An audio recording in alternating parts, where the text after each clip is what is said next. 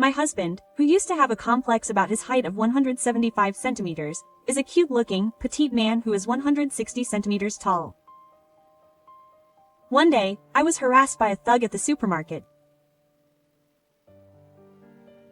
My husband's surprising actions at that time and the subsequent developments surprised him in turn. My name is Kano Seo. I'm 31 years old. It's written as small knight and pronounced as Seo. I think it's a pretty nice name, but the problem is that I'm a big woman at 175 centimeters. When I introduce myself, people usually make fun of me and make fun of me. I was already 170 centimeters tall when I was in the 6th grade of elementary school, so I'm used to it. If I wear shoes, I'll be 185 centimeters tall, so my shoes are always flat. It would be a lie to say that I don't have a complex, but I don't want to live my life hunched over and looking small, so I've started acting more like a man. I have a very short haircut and wear pants. In fact, I'm often mistaken for a man. Despite that, I work as a stuffed animal maker. I've always loved small, cute things. Originally, she was working as an office lady and made stuffed animals as a hobby and a side job. But when she participated in a certain exhibition and trade fair, she was interviewed on TV and the story of a big woman making small, cute stuffed animals was well received, and she started receiving a lot of orders. You never know what will bring you good fortune in this world. Now she has a small studio where she makes her own works and also runs handmade classes.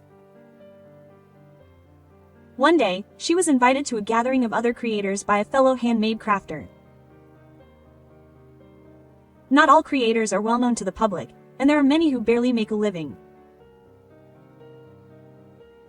I think there are quite a few women in particular who dream of finding the right person and getting married so they can continue making handmade works as a hobby at their own pace.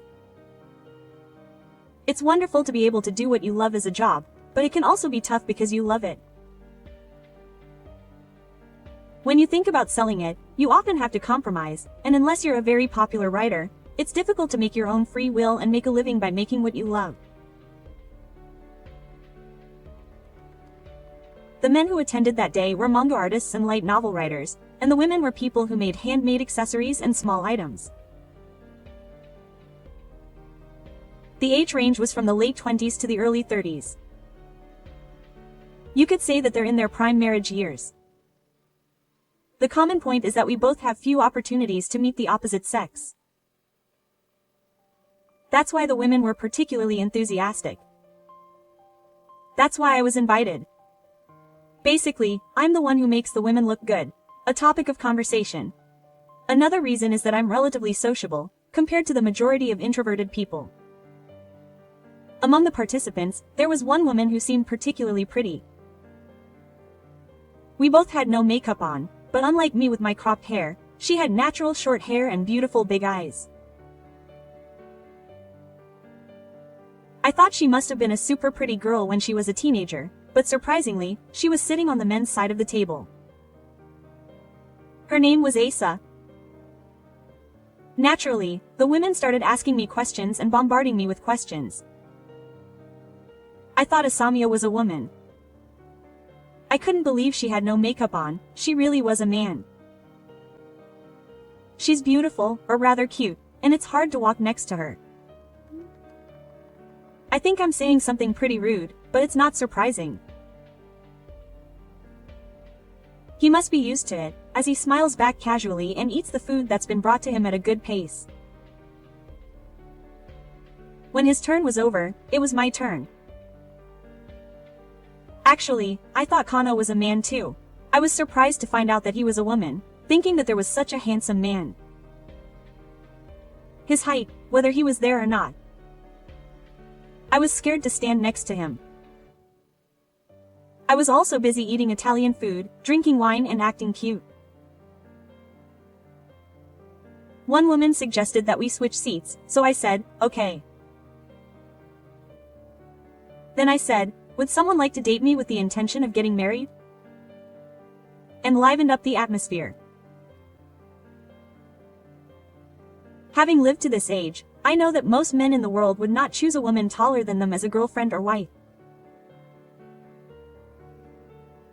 If you're fat, you can lose weight if you try, but it's impossible to become shorter no matter how hard you try. Every time I see a marriage announcement from a tall female athlete, I think to myself, that's great. Maybe I feel a little relieved because there are many people taller than me. That handsome guy is probably about 160 centimeters tall. There are probably many girls shorter than him, but I wonder what it's like for a man to be that cute. As I was leaving the restroom, thinking that there probably wouldn't be many women who would want to have him as a boyfriend, I came out of the restroom at the same moment the door opened and he was coming out. Of course I was in the women's restroom. He was coming out of the men's restroom, but the moment our eyes met we both burst out laughing. We both instantly understood that it was because we had both been in the restroom and caused a commotion when people thought we were of the opposite sex.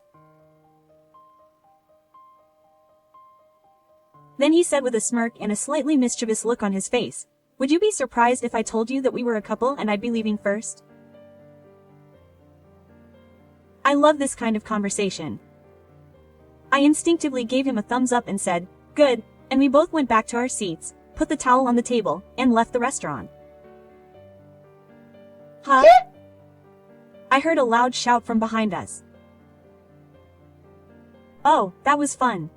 So, what do you want to do? Let's go for another drink. There's a delicious Japanese restaurant nearby. He said this, and I happily agreed to go along with him. This is how the two of us got along. We had a lot in common, even though we were in opposite directions, and we had talked from the beginning. If we were just walking around normally, unless you look really closely, you would think we were a couple. Well, the gender roles are reversed. His waiting job was a shrine carpenter. He carved Buddhist statues as a hobby.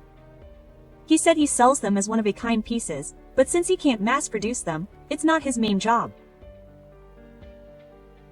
Apparently, a shrine carpenter is different from a regular carpenter in that he repairs and maintains shrine objects. He's always been interested in shrine objects and Buddhist statues. The Buddhist statues he makes are delicate and beautiful, and he says that he gets a lot of reservations by mail, and that it can't be helped since he doesn't fall in love with more than one statue a month. That's why we often went on dates that involved visiting shrine objects. Those kinds of places must be power spots, because it felt like my heart was living there, and it made me feel really good.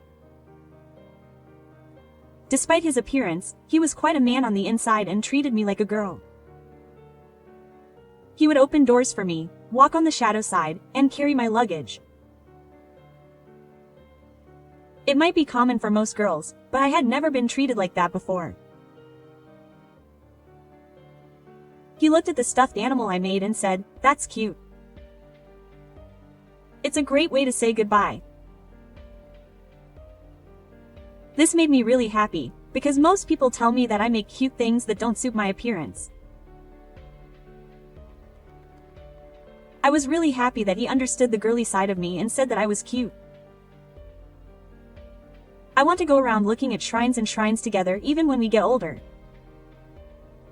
This was the proposal from the waiting couple. Of course I said yes immediately. I'm sure people around me will say all sorts of things and laugh, but I didn't care. If I wore a tuxedo and the waiting couple wore a dress at the wedding, they would probably accept it. When I said that, they said, "Stop being self-deprecating like that, you want to wear a wedding dress, right?" It's true that I have a stronger desire than most people. But maybe it would be nice to have the opposite version for the second dress. The waiting couple tried to show off their strange sense of service. I decided to go along with it, as I don't mind that kind of attitude, like carrying the waiting couple like a princess and entering the venue. As a result, our wedding was filled with laughter and blessings. After we got married, we rented an apartment near my studio and lived there. We converted part of the studio into a workshop for the waiting couple. The waiting couple was happy and thought it was interesting that we were making hard and soft things in the same space. One day, I went shopping with my wife at a nearby supermarket. I was looking away when my shoulder bumped into a man. Quote, "Oh, damn it." The man who yelled at me was a man who looked like a bad guy. He was wearing a shirt that made me wonder where he got it from, and he looked like a gangster or a thug.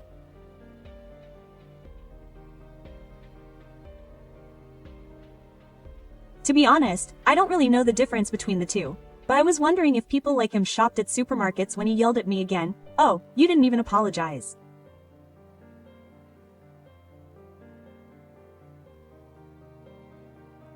The wife who was choosing beef for tonight's sukiyaki apologized, and I hurriedly apologized too.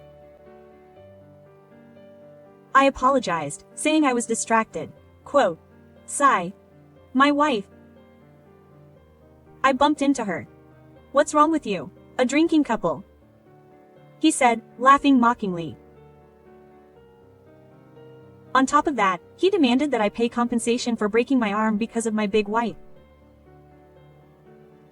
I wanted to say, "Are you a litigious person who breaks a bone over something like that?" But even I know that he's the kind of person you shouldn't get involved with. "That's tough. Let's go see a doctor," said the waiter.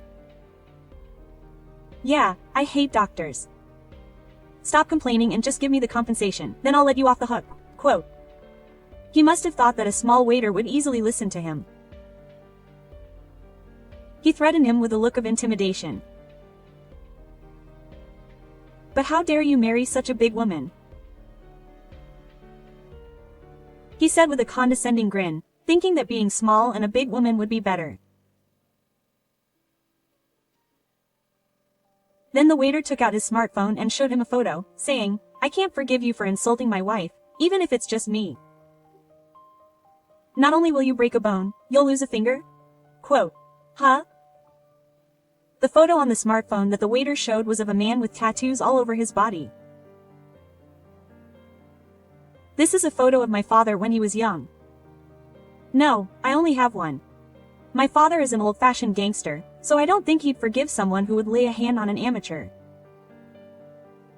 He'll probably tell you to cut off your finger."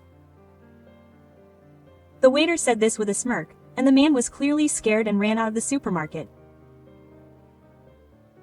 We laughed as we watched it go. That's edited, but it's Takakura Ken, right? Isn't it a screenshot from an old Yakuza movie? Even though he's in that line of work, he doesn't know about Takakura Ken. I thought he was lacking in knowledge. Well, I thought it might help resolve the situation peacefully. If that guy had thought about what was actually happening, he might have had no choice but to run away.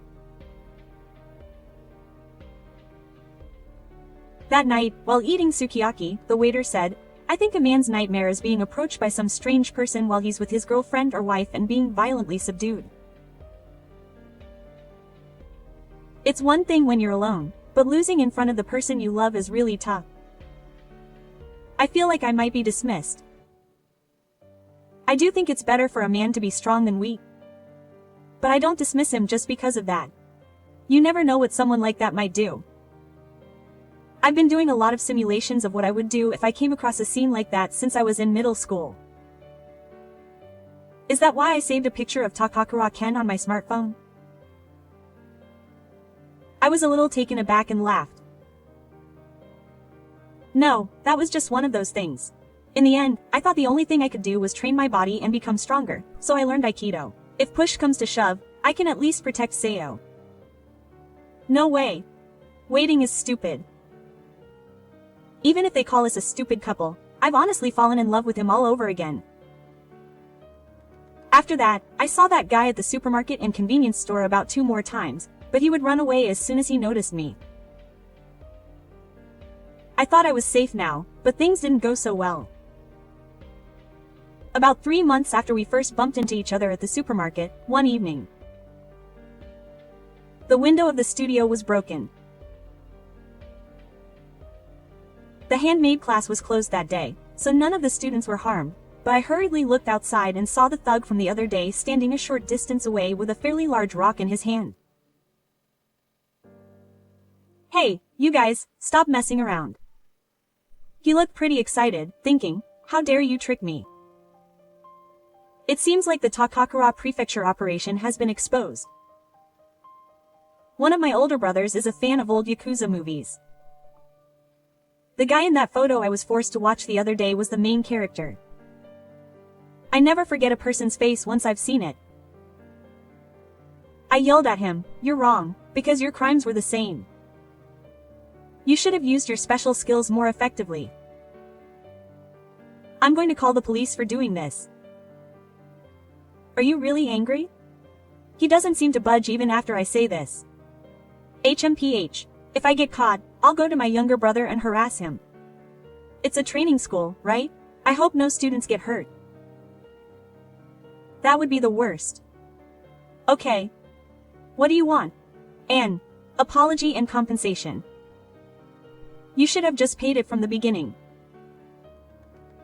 Compensation seems like you're fine enough to have a stone thrown at you for breaking a bone. It's compensation for the mental anguish you've endured. I sighed. Okay. I don't have any money on hand right now, so I'll withdraw money from the bank tomorrow and pay it. How much should I pay? I'll let you off with 1 million yen. Is that little old man out today? I was going to punch him if he was. He hasn't come home from work yet. Give me your contact information. I'll call you tomorrow. I wanted to see him punish this guy, but that would only make things worse. For now, I had no choice but to let him go home. Don't forget. If you do something stupid again, it won't be just a window pane. With those threatening words, the man left. About an hour later, the waiter returned home. He's been found out. It can't be helped, let's go to the police. It seems that the crackdown on organized crime has gotten stricter recently, and if he lays a hand on a civilian, he won't get away with it. That's right. But there's a better way. I said that and put the waiter in the passenger seat and started the car. Where are you going? We'll find out when we get there. When I said that, the waiter didn't press me any further. In the car, we got excited talking about that thug gangster. I see. He should use that special skill of remembering faces after only seeing them for a moment more effectively. I think the same thing. The car got on the Samuko Expressway, and Shibukawa got off at the Ikaho. A quiet hot spring resort, about 30 minutes drive from there, was the destination. It was a single-story house with a small roof. A small old man emerged from the slightly awkwardly built door.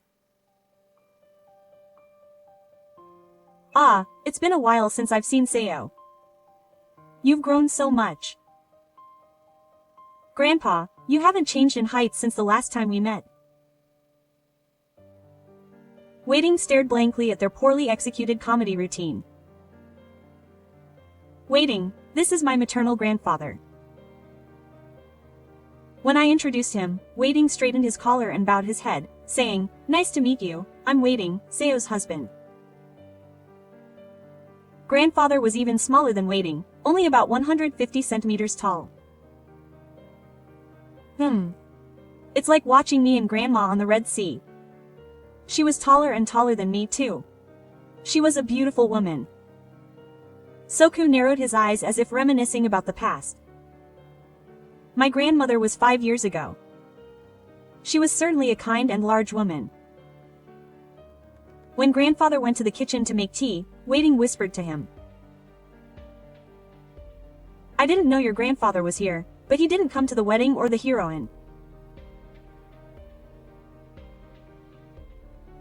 When I tried to explain, the gangster who had returned with the tea said, "I'm not a punk, so I declined."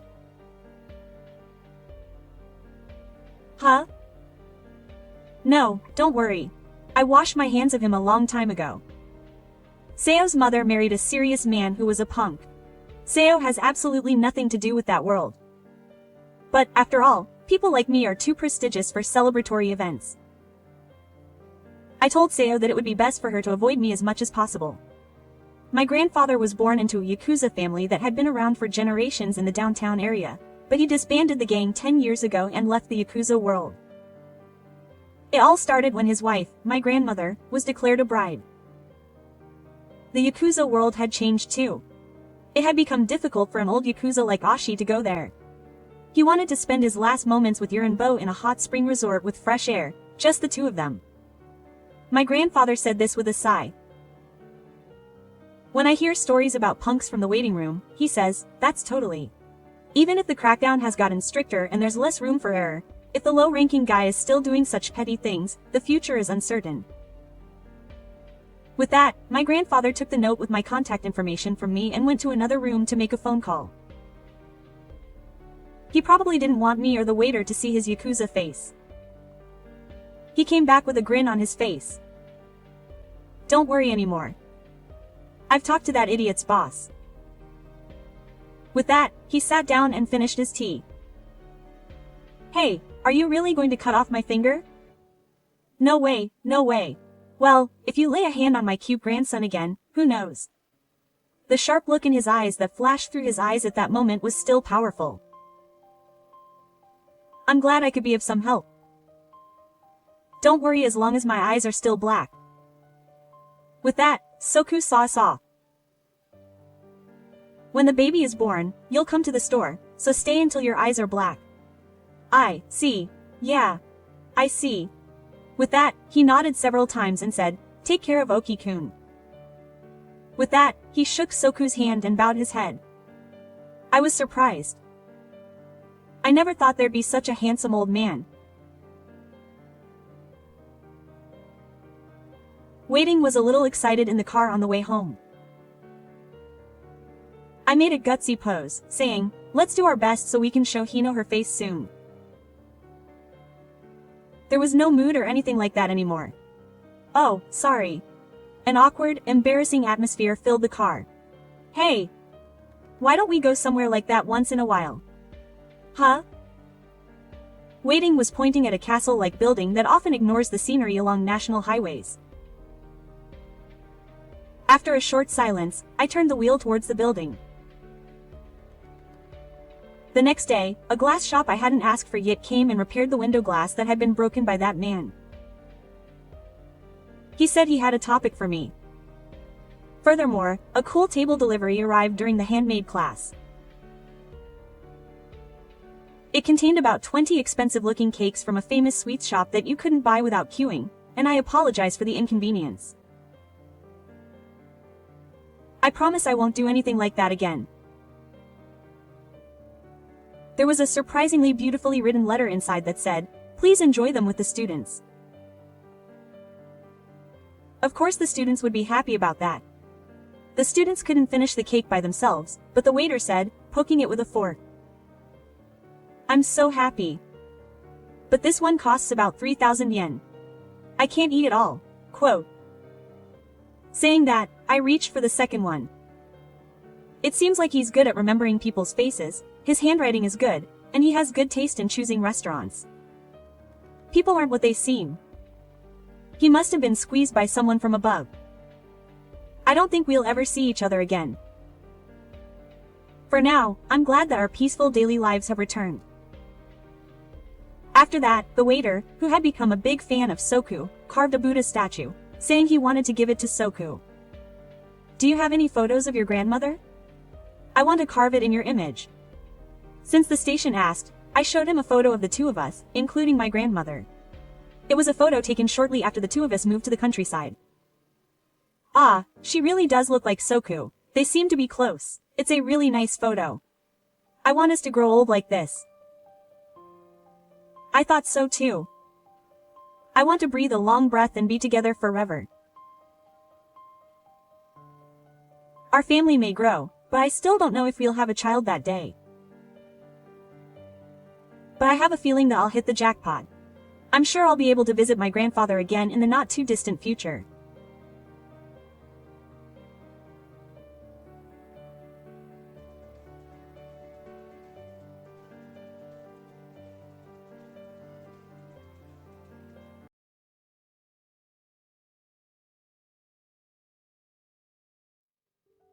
It's a shame that such a useless person with a low education would stop me. What? I'll cut you off from my family. It's fine for me, but are you okay? My wife turns pale when she finds out who I am. But there's no turning back now. My name is Okada Hannah. I'm 60 years old. I'm half Japanese, half American, and was born in America, and grew up there until I was 17. My father, who ran a company in America, was always busy, and I don't remember him taking care of me on a regular basis, but he played with his kids a lot during vacations. Now my older brother has taken over the company. When I was 17, my mother and I came to Japan. My father and older brother stayed in America and lived separately, but it's not like they had a bad relationship or anything like that. I think my parents wanted me to have a variety of experiences. So my father and older brother stayed in America where the company was, and my mother and I came to Japan and lived in my mother's parents' house. When I graduated from high school, my mother asked me what I wanted to do. She said that my mother would go to America, but Hannah was up to me to decide. I wanted to know more about Japan, my mother's hometown, so I chose to stay in Japan while being looked after by my mother's family. Then my mother returned to America where my father was waiting for me, and my brother graduated from an American university and married someone he met in America. I went to college in Japan, but my first condition was that it be close to home. Because I lived in America until I was 17, I didn't really understand the name of the university at the time, and I was raised to be proactive in my studies, so I didn't care about the name of the university. I grew up abroad and my mother was very enthusiastic about education, so I was able to speak 4 languages before I entered college. After graduating from college, I worked for the Japanese staff of my father's company, and now I am the vice president. At this age, the vice president is just a title. I leave the work to the young employees to develop them into globally minded human resources. At the age of 28, I married my current husband, whom I met while traveling. We have been blessed with children and have lived happily ever after. We have 2 children. And this spring, my eldest son, Shinichi, married Noriko, whom he met at work. The eldest son is a kind child, but perhaps too kind, or perhaps he is a bit gentle and indecisive, and it seems that his marriage was decided by a reverse proposal from his partner. His reliable wife was clear-spoken and full of confidence from the first time she came to greet him, claiming to be a graduate of Tokyo University. Since I graduated from Tokyo University, I will continue to work hard even after marriage and childbirth. When we have children, I will ask Shinichi to take the childcare course. My husband and I were surprised that she said something like that on our first meeting, but since we are going to be a married couple, please discuss it with each other and do it.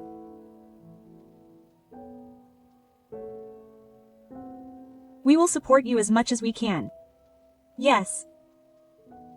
By the way, can I ask about your mother and father's educational background? I looked at my husband. Well, this person went to Keio University and MM's wife was very surprised. Your father's Keio University is one of the top private universities, so that's fine. Right. Your mother graduated from M University. I still remember her look as if she had heard sad news. My parents and siblings are all from Tokyo University families or top private universities. He declared so forcefully even though I didn't hear him.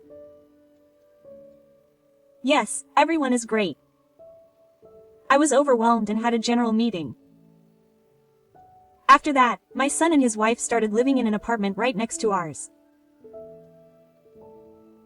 We are busy, so we would like you to take care of the house if something happens. Well, that's fine, but we don't have time for anything. My daughter-in-law tries to get me, the mother-in-law, to do most of the housework. That's why she decided to live nearby. Please bring in the laundry and fold it. I'll be late today, so I'll have dinner there. Please prepare it. I get emails like this frequently. At first, it was a phone call. I'm sorry. I was politely told that I was busy today, so please do it, so I accepted, but gradually the phone call turned into an email, and the emails also changed to orders. Twice a week became 3 times, and now it's almost every day. Oh dear. What should I do? I thought that I couldn't keep it like this forever, but I just let it go and every day passed. Then one day, I got a call from my subordinate on my cell phone and he asked me to come to the office right away. I wrote that there was a problem with a building construction project that was in progress, but it turned out to be a big problem. The subcontractor that received the materials has lost contact. The materials for the building that were scheduled to arrive have not arrived and they cannot be contacted, so the construction cannot be carried out.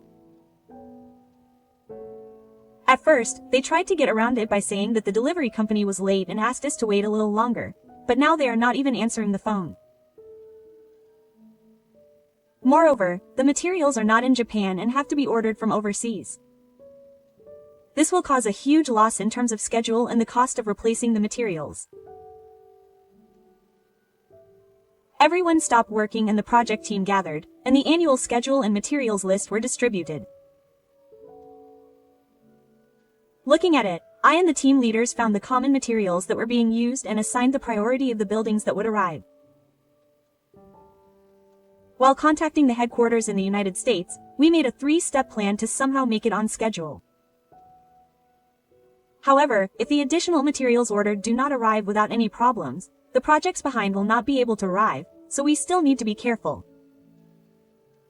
Normally, this task is the role of the subcontractor, but if we cannot contact them, it cannot be helped. The priority is to get the work done for the client, so we managed to deal with everything at our company first. I finally got home after the situation had calmed down. I lay in bed after a long day of being fully engaged in work. But I have to find out what's going on at the company I was working for. The next day, I got another email from my wife. I'm busy with work, so please do the laundry and clean up. You'll have dinner there too. I was more fed up than usual, probably because I was still tired from yesterday. I told my wife, who came over for dinner, that I couldn't leave it like this. Hey, Noriko, please stop asking me to do the housework and make dinner every day. Why? My wife looked surprised that I was told something unexpected. Why, I have my own house to take care of. You two should cooperate with each other as a couple. But your mother is bored, isn't she? I'm busy every day. I'm sure she doesn't understand how much work I'm entrusted with, a graduate of Tokyo University. If I say that, does that mean all people who graduated from Tokyo University don't do housework? It's not just about spending a lot of time on work, but it's better to do it efficiently. Did what I said touch her hunch? My wife glared at me with a scary look on her face. I don't want to hear that from someone from I can't believe that MDAI would have a say in Tokyo University. My wife says this every time I refuse. Her attitude has clearly changed since she heard that I graduated from University. Of course, I now know that Tokyo University is the best university in Japan. It will take a lot of effort to get in, and it's great to study hard and get results. But I think that academic background and whether you can do the job are separate. And the most important thing is personality. But my wife separates people into those who are from Tokyo University and those who aren't. My brothers are certainly impressive, but do people who graduated from University have to be so beard-wearing? There are many people from other than me, so don't you think it's rude to say that? I'll just ask her what I've been wondering about. There are many people who are good at their jobs regardless of their academic background, And I've seen people at my father's company who have graduated from high school or vocational school and are steadily increasing their annual income. But Japan is an academic society. People without an academic background are useless. There is no one from M in my company. Of course, neither in my family. My words didn't seem to have any impact on my wife. Don't you think it's the job of a dumb person to assist a smart person so that they can perform better? If your mother does the housework, my productivity will increase and you will be useful. Do you say things like that at your company? Change your way of thinking. You will lose popularity. It's strange. I'm a graduate of Tokyo University, but I'm being lectured by a graduate of M University. Just as I was about to stand up, my wife's cell phone rang. Yes, it's me. Oh, that matter. Don't respond yet. It's no good. Isn't it obvious? What will they say to me if they find out? I'm in charge of that matter. Anyway, wait. With that, my wife hung up the phone. She seemed to be in a bad mood, saying something about being found out by the company. But are you having some trouble? From the conversation I heard on the bridge, it was easy to imagine that she was having some problems, so I asked her, worried. Even though I may look like this, I've been working for decades. If you're in trouble, just come and talk to me and I'll help you. What do you think?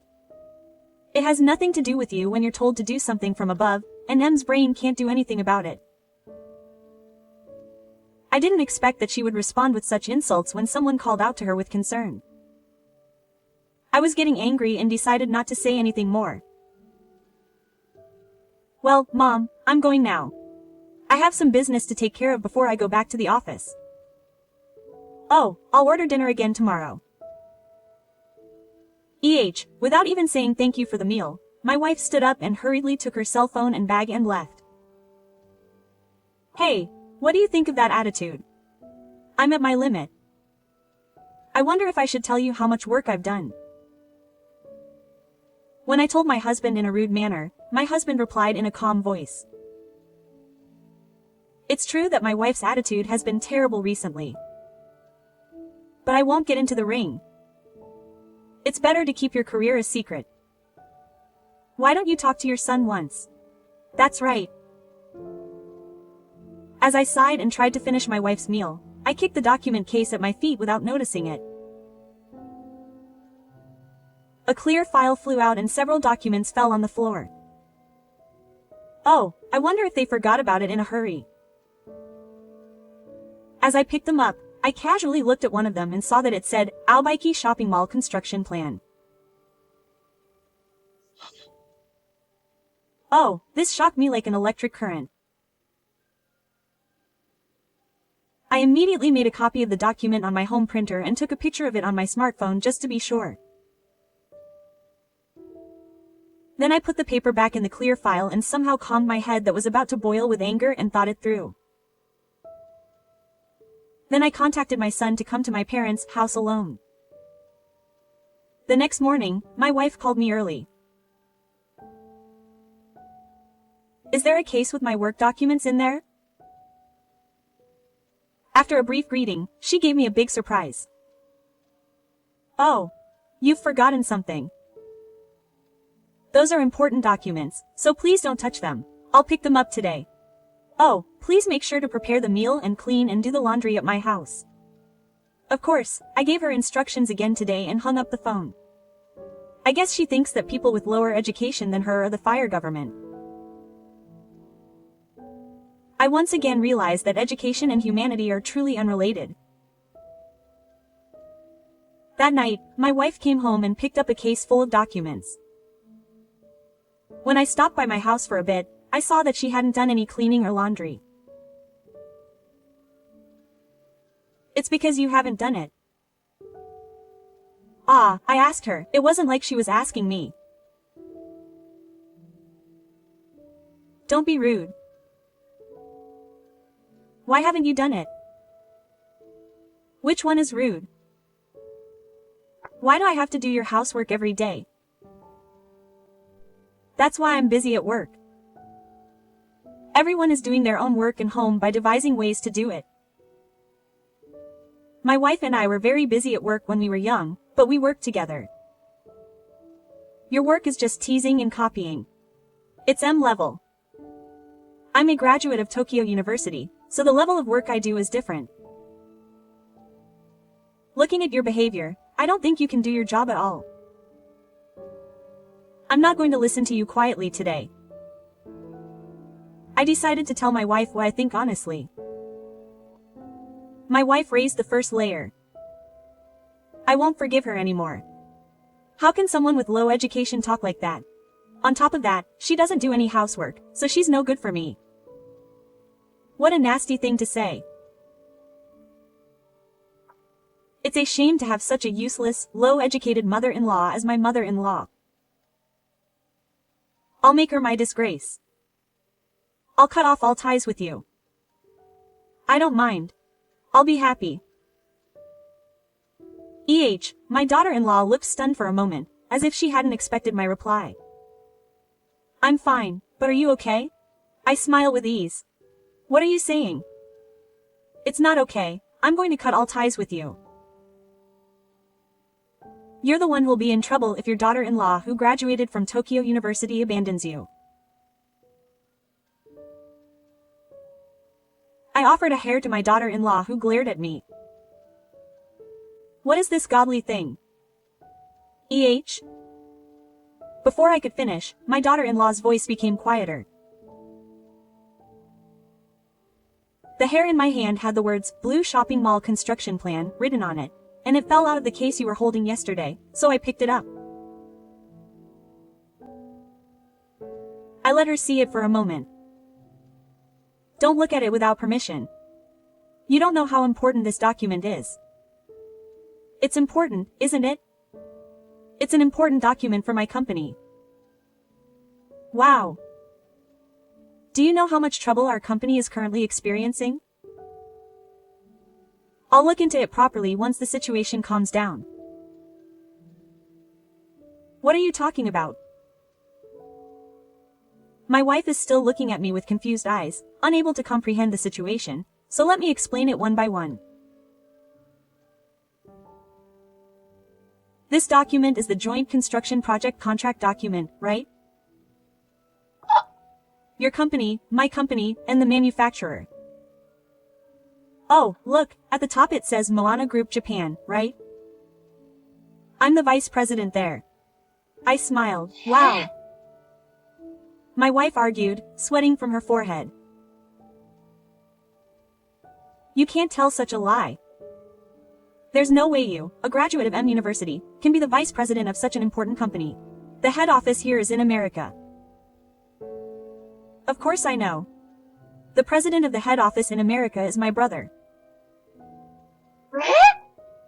Hey, you judge people based on their academic background only on the name of the university, and don't care about anything else.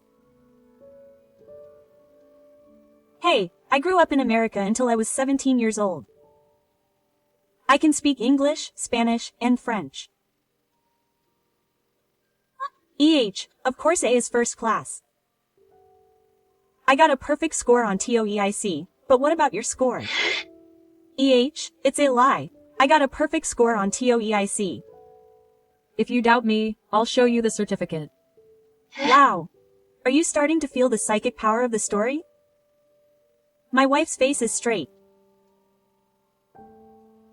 I entered MDI because it was close to my grandmother's house where I lived, so I applied to a Japanese university just after returning to Japan, and there is no restriction on the name of the university. I was aiming for Harvard University in America. My teacher said I was within the range of being accepted. Ah, Harvard. Tokyo University. My wife keeps talking about her brothers, so of course she knows the name and level of Harvard University. Unlike you, I don't want to brag about myself. Now, let's get back to the main topic. I glared at my wife, who was now pale-faced. After blaming the shipping company for the materials not arriving, it was your company that you couldn't contact. And you were the leader of the team in charge. No, Chino. It was my subordinate who made the ordering mistake, and I didn't even notice it. You just admitted that it was an order mistake. I never said a word about it. I was trying to settle the situation by assuming that it was an order mistake because I suddenly lost contact with your company. I was planning to confirm the details as soon as I was able to contact you later. Oh, no, you definitely said it was an order mistake. And when I heard what you said on the phone, you, the person in charge, had told me to keep quiet. Ha! My wife's voice began to tremble. When you make a mistake, you don't apologize, you try to hide it, you don't try to think of a strategy or a big plan, you just dump it on us. Graduates of Tokyo University can't do their job at all. Don't mess around. I'm smart because I graduated from Tokyo University. I'm one of the few elites in Japan. Admit it. My wife reacts to the word Tokyo University and starts to get excited by herself. Being a Tokyo University graduate is her pride and her only refuge. At least in my eyes, you have never looked smart. When I said it firmly, she finally dropped to her knees. I am the vice president of this company and am the antecedent of this project. We will cease business with your company for the next year. I will also claim damages for this project. No, stop it, the higher-ups haven't found out yet. Oh, I'm your son's wife, right? Please leave this matter at your company. My wife begs me, in a complete change from before. I thought I cut off all ties with her earlier. I'll cancel it, and don't you feel sorry for Shinichi? There's no need for that for my son. My son and husband came out of the Japanese-style room next door. Of course, I heard everything from the beginning. My wife, who didn't think her son was there, is stunned. Why are you here? I heard everything yesterday. I knew you were proud of your academic background, but you looked down on your mother so much just because she graduated from M University. Oh, I'm sorry I came home late every day, but I never thought I'd make my mother clean and wash the house every day. You said that you eat dinner at your parents' house because you're close. Well, I can't be with someone who treats my parents so badly. Wait a second. Can I say something too? My husband, who had been watching quietly until now, spoke to his wife for the first time. He kept quiet even when you made derogatory remarks about my wife, who graduated from M University, because she was the one his son chose, and he wanted to see how things went. However, he had no signs of opening up and lied to his son.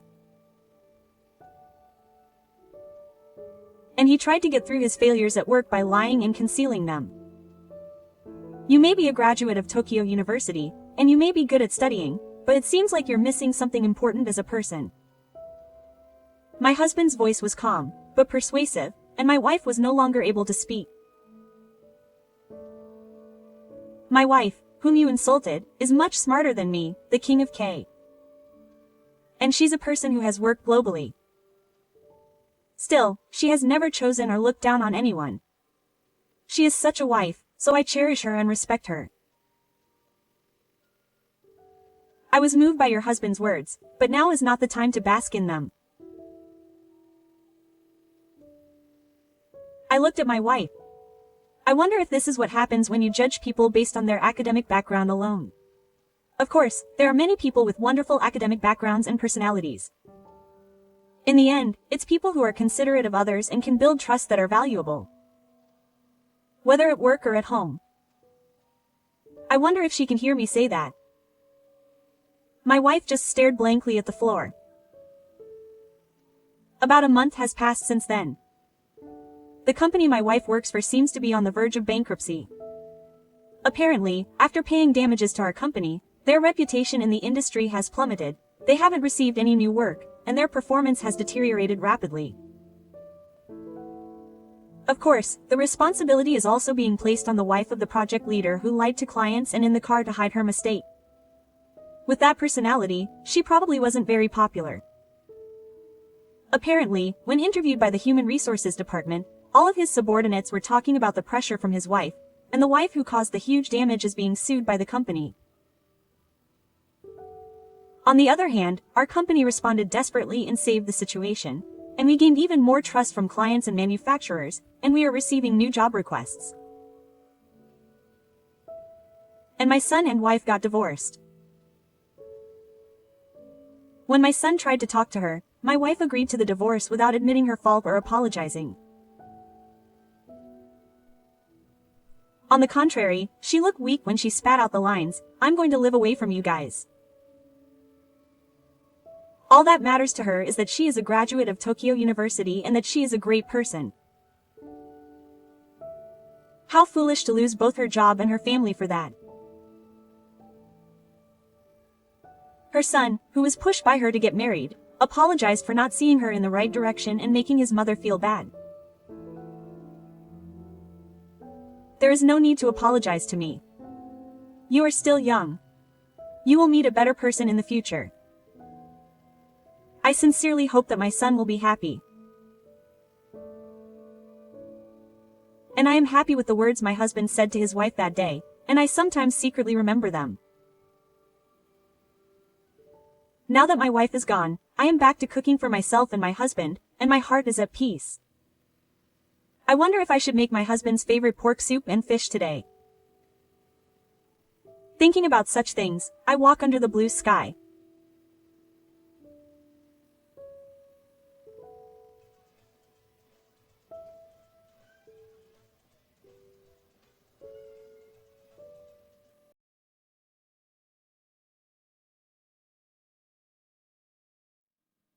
出て行け！私が帰るなり、義前の大声が響いた。そして声と一緒に宙を飛んできたものがある。お弁当箱だ。人のお弁当を盗み食いしておいて何切れてるんだ？まだこんなことでは私の復讐は終わりません。私は優子、28歳。パートで働く主婦だ。パートとは言うものの、フルタイムで働き家計を支えている。現在義実家で義両親と一緒に暮らしている。義母がちょっと足が悪いためだ。夫は実、29歳。子供はまだいないけれど、まあ、縁に任せようと思っている。義両親とも夫とも関係は良好で、平和に過ごしていた私だが、突如嵐に巻き込まれた。義理の妹、久美さんが大型台風を引き連れて出戻ってきたのだった。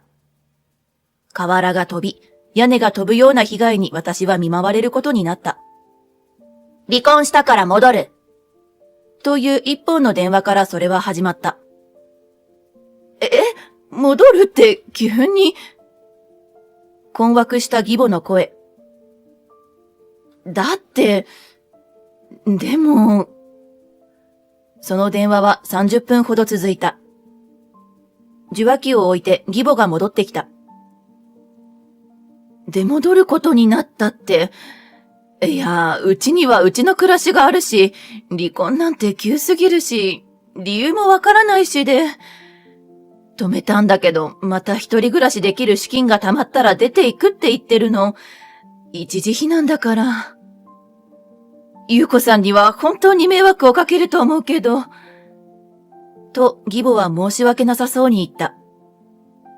ああ、いや、いいですよ、全然。その時はそう答えたのだが、離婚の原因は不妊治療に夫が非協力的だったことなんだそうだ。相手の酒癖の悪さも。不妊治療に大金を使ったため手元にお金がなく、しばらくこの家で暮らすということだった。戻ってきた義妹は私を見つけるといきなり言い放った。そっちは不妊治療しなかったからお金もあるし、円満に言ってるんだろうけど、誰でも不妊治療したらこうなるんだからね。調子乗らないでね。と言われた。誰も調子に乗ってなどいない。だいたい話の唐突さにも程がある。どころか挨拶だってまだ、いきなりの噛みつきっぷりに驚いた。言葉が出ない私を尻目に、義妹はくるっと背を向けた。向けた先に義母がいた。ゆうこさんとね、私たち仲良くやっていけそうって話してたの。ますます声が出なくなった。いやいや、仲良くやるためには最初に一発かましておく流儀なの？義妹本人の申告によれば、不妊治療で体にダメージが、らしく体をいたわるため全く家事をしない。だが、リハビリに行くと言ってある日出かけて行った。帰ってきた後にリビングで掃除をしていると、私はある紙切れを拾う。そこには、フィットネスクラブ、ザジーの文字が。メンバーズカードのようだった。フィットネスクラブでリハビリ？それをリハビリというのなら、家事はできるんじゃ。と、そこへ、義妹がものすごい形相でやってきた。何勝手に見てんの？と、それを私の手からひったくった。いや、床に落ちて。落ちてたからって勝手に拾っていいの？拾います、普通。あまりの言いがかりに、私は掃除機を手に状況の説明をしようとした。そこへ、義母が騒ぎを聞きつけてやってきた。どうしたの？義母が間に入る。すると義妹は義母にニコッと笑いかけた。そして、フィットネスクラブに行ってたんだって、ゆうこさんが。と、いきなりそのメンバーズカードを義母にかざした。ああ？私は、と言いかけるも義母に。ってことで、なんでもないからお母さん戻っていいよ。とか言い出した。義母はお茶を飲むついでに様子を見に来ただけのようで、またお茶を飲んだら自室に戻っていった。義妹は鬼の形相でこちらを振り返ってみた。ばらしたら、この家にいられなくしてやるから。あんたの幸せは私が握ってるんだからね。忘れるんじゃないわよ。私は震えおののいた。ところで私は職場に毎日お弁当を作って持っていく。ある日、出勤の時に作ったお弁当を持っていこう。として、ないのに気がついた。あれ？ないな。私は首をかしげた。いつも置いている場所にない。出勤まで時間がないので、私はそのまま家にあった食パンを2枚ほど持って出かけることに。しかし、これが義実家における最大のトラブルだったのだ。パートを終え、帰ってきて、そのなくなったお弁当箱を一通り探した。しかし、弁当箱は一向に見つからなかったのである。おかしい。夫が私の誕生日に買ってくれた曲げわっぱのお弁当箱。しっかり洗って乾かしておかないといけない。私は乾かす時間も考慮に入れて、いよいよ見つからないことに焦り始めた。ひたすら探したがやっぱり見つからず。どうしたものかと思ったが、義妹もその後帰ってきた。私が作った晩ご飯をいただきますも言わず、無言で食べるのはいつものことだ。夫だってちゃんとしているのだから、この家のしつけが間違っていたとは思わない。どうしてこんな失礼な娘ができるのだろう。その後、家族が順に入浴をし、私が姉妹湯で掃除までして戻ったところ。流しで弁当箱と再会したのである。しかし、弁当箱は変わり果てた姿だった。いや、正確には弁当の中身がだ。中身はなく、箱にご飯粒が数粒こびりついているだけ。セットの箸も一緒に流しに転がっていた。座敷わらしの仕業？夫は食堂でお昼だし、義母、義父のためには別途昼食を置いてあった。そのお皿は食洗機に入っていた。さて問題です。この家は5人家族です。1人は私で、3人には昼食が用意されていました。お弁当を食べたのは果たして誰でしょう？ちょっと、久美さん、私はすれ違った義妹に声をかけた。なに？相変わらず煩わしそうな返事が返ってくる。だが今日は負けていられない。圧に屈しまいと声を絞り出した。私のお弁当食べたよね？義妹がそれを聞いて、は？何のこと？と口を歪めた。食べたでしょ？私の作ったお弁当。お弁当箱は曲げわっぱ。は？私を疑ってんの？義妹の声にドスが入って低い声になった。その声のままうなるように切れてくる。何それ？この家の娘に冤罪かけて追い出そうって？よそから来たくせに手の込んだことすんのね。冤罪って。私はその圧力に少しひるむ。すると義妹が近場にあった椅子を蹴り飛ばした。ゴツッという音に私は肩をびくつかせた。あんたが自分で食べたんでしょ？まだ若いくせにお昼食べたことも忘れるの？びくついた上にその言葉で私は声がひっくり返った。は？それこそ冤罪だ。でも椅子だけに飽き足らず、義妹は今度は机を叩いた。私がやったって証拠は？証拠？その音に夫がすっ飛んできた。どうした？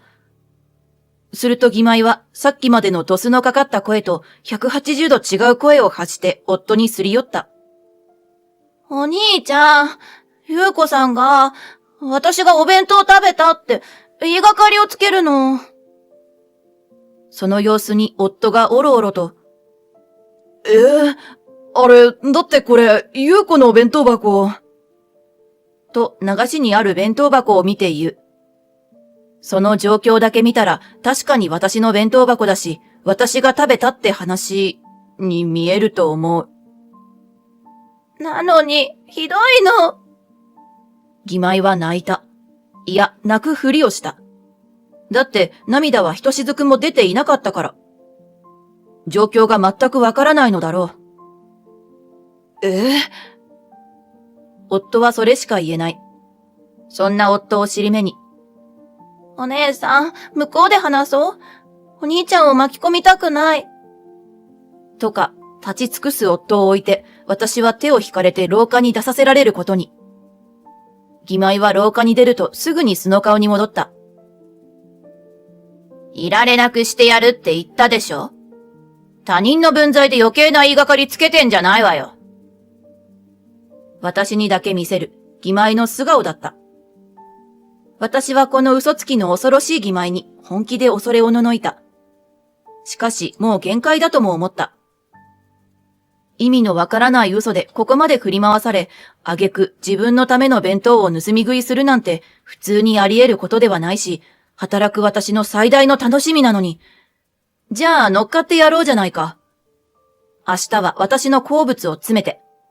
そうして、その後は。出て行け！私が帰るなり、義妹の大声が響いた。定時で帰ってきて私を待ち構えていたのだろう。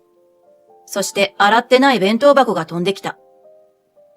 曲げわっぱの木の重たさに私のところまでは飛んでこなかったが、床にそれは落ちて中身が床にぶちまけられた。卵焼きも、雷こんにゃくも、一口ずつ食べられたのが残骸でわかる。私は負けじと叫んだ。私は好物の激辛料理を入れただけです。証拠ができたわね、この泥棒。私が噛みついたのは初めてだった。義妹がちょっとひるんだ。しかしそれも一瞬で。証拠を出せって言ったからって、こんなやり口する？人としてどうなの？あんたの命綱、握ってるって言ったよね、私が。思い知らせてやるから。とまくし立ててきた。泥棒が見栄を切っている。いよ、待ってました。じゃあもういいです。出て行きます。私はそのままドアを開けて飛び出した。ドアを開けたとき、背中越しに。聞いてよお母さん。とか泣き真似をする義前の声が聞こえた。私はそのままバンとドアを閉めた。勝手に泣けや。いや、勝手に泣き真似でもしてろや。そして1週間後、私は出て行けと言われたその家にまた戻ることになった。戻ってきてちょうだいと頼まれたからである。頼んだ相手は義前ではない。義母からだ。私はその電話に、じゃあ一緒に連れて行きます。と返事をし、電話をある場所にかけた。さあ、嘘つきにまいじた弁当かっぱらい女地獄炎上祭りだ。戦いの火蓋が切って落とされた。さて、戻った私を待ち受けていたのは、義妹、夫、義父母。場所はリビング。私だけではなく、もう一人連れて。お邪魔します。自分の元いた場所なのに、私は空々しく返事をして上がってやった。そして後に続くもう一人を連れて。二人で訪れたリビング。義妹が、え？と声を上げた。今日はあなたの元旦那様も入れてお話をさせていただくわね。私は一切の感情を表に出さず、義妹に告げてやった。どうしてあなたが…義妹が別れた旦那を見て声を震わせる。想定外すぎただろう。あなたの結婚期間中、ひとしさんもここのお家によく来てたから、私とひとしさん、連絡先をお互いに交換してたのよ。こんな時に前の夫に連絡取るなんて思いつかなかったのでしょうね。でもやらせてもらったわ。私が口を開いた。あなたは嫁なんてよそ者だから家付き娘の方が強いと思ってるのでしょうけど、大間違いです。嘘をつきまくっても自分は守られてると思うのも大間違いです。え？義妹が息を飲んだ。実は嘘に嘘を重ねられた結果、お弁当で限界が来た私は、その日の晩、夫と義母に洗いざらいぶちまけた。信じてもらえないかもしれませんが、と一連のことをすべて。すると驚いたことに、夫も義父母も直ちに納得してくれた。みんな義妹の嘘つきぶりに気がついていたのだった。だって、もうあなたが同居して3年目よ。あなたの性格も知っているし、そそっかしいのも食いしん坊なことも知ってるわよ。義母がケラケラ笑った。そして、意地悪をしたり、嘘をついたりしない正直で優しいところもちゃんと知ってるわよ。だから、本当に限界になったら、一旦1週間旅行にでも行ってきなさいな。その間にちょっときつく言っておくわね、あの子には。俺も、お前が買い物に財布を忘れたり、なんでもないところでいきなり転ぶのとかも知ってる。でも、意地悪や嘘はつかないのもよーく知って結婚したよ。だから心配するなよ。お前が怒った時は、それだけのことをしたんだと、妹を叱ってやらないとな。ずっとこの家のために頑張ってきてくれてるんだ。羽でも休めてこい。1週間のホテル代は出してやる。と言ってくれていたのだった。つまり、今日はあなたがどれだけ嘘つきなのかを白日のもとにさらします。義妹が息を止めた。さて、まず、私たちが知ってるあなたの離婚理由について情報を一致させましょうか。私は火炙りを開始した。ひとしさんが不妊治療に非協力的だったことと酒癖の悪さと聞いてますけど。違う！なぜか話の途中で義妹が大声で否定してきた。私はひとしさんに聞いています。嘘の上塗りは許さない。で、ひとしさんどうなんです？実際のところ。真実を問われた元義弟は、もううんざりだというようにため息をついていった。僕は酒は飲まない。どこからそんな話が出てくるんだ。元夫の口から語られたのは、嘘つき嫁のちょっとした歴史だった。そういうところなんだよ。俺がお前に愛想を尽かしたところ。あと不妊治療で金がないってのも嘘だろ。俺が慰謝料もらったから金がないってだけで。本当に息でも吐くように嘘をつくな、お前。そんなことだと思った。それにしても、慰謝料。義父がかすれた声を出す。そう、慰謝料を義妹が払っているということは、離婚の過失が義妹にあるということだ。おい、慰謝料って、お前何かしたのか？義父が問いただす。義妹は、と言葉に詰まった。いつもなら空々しい嘘をペラペラと吐くのだろうが、当人を前にしては何も言えない。こんなことになるのなら、いっそ両家揃えて、ちゃんと離婚の話もしておくべきだったよ。もうどうせ他人になるし、もらえる慰謝料ももらえるからいいやと思ってたんだけどね。とか前置きして、義弟が慰謝料の原因を明かした。フィットネスクラブのインストラクターとの浮気が原因だよ。フィットネスクラブ。義母と私の声がハモってしまった。ははーん。それで私に突っかかってきた挙句、私がそこのクラブに行ってるとか、わけのわからないことを言ってたんだ。リハビリに行くとか言いながらフィットネスクラブですか？しかも浮気ですか？もう嘘を嘘で塗り固める女の末路なことよ。私は思い切り見下しておちょくるような口調でいじってやった。不妊治療なんてしてもないよ。どこから生まれるんだ、そういう嘘。元義弟は呆れ顔だ。根も葉もなさすぎるとはまさにこのことだ。で、ちょっと見てほしいものがあるんですよね。私は戸棚から私の弁当箱を出す。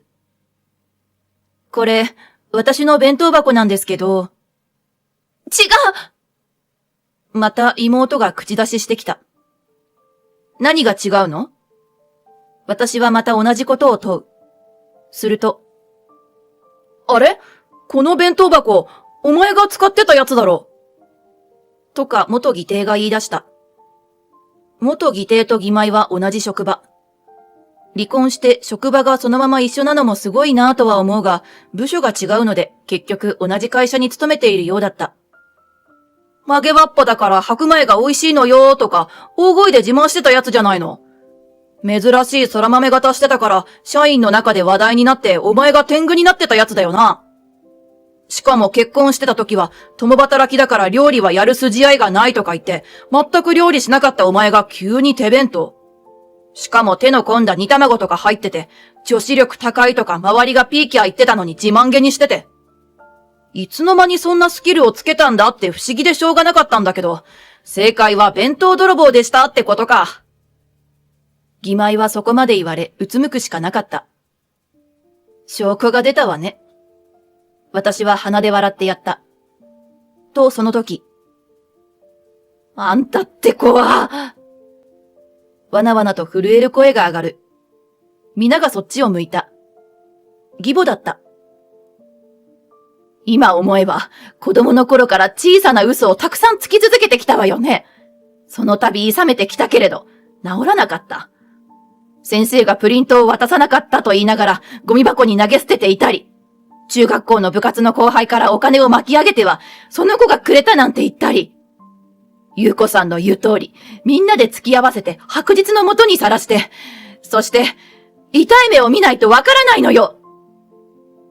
その悲痛な叫びに続き、義父も重たい口を開いた。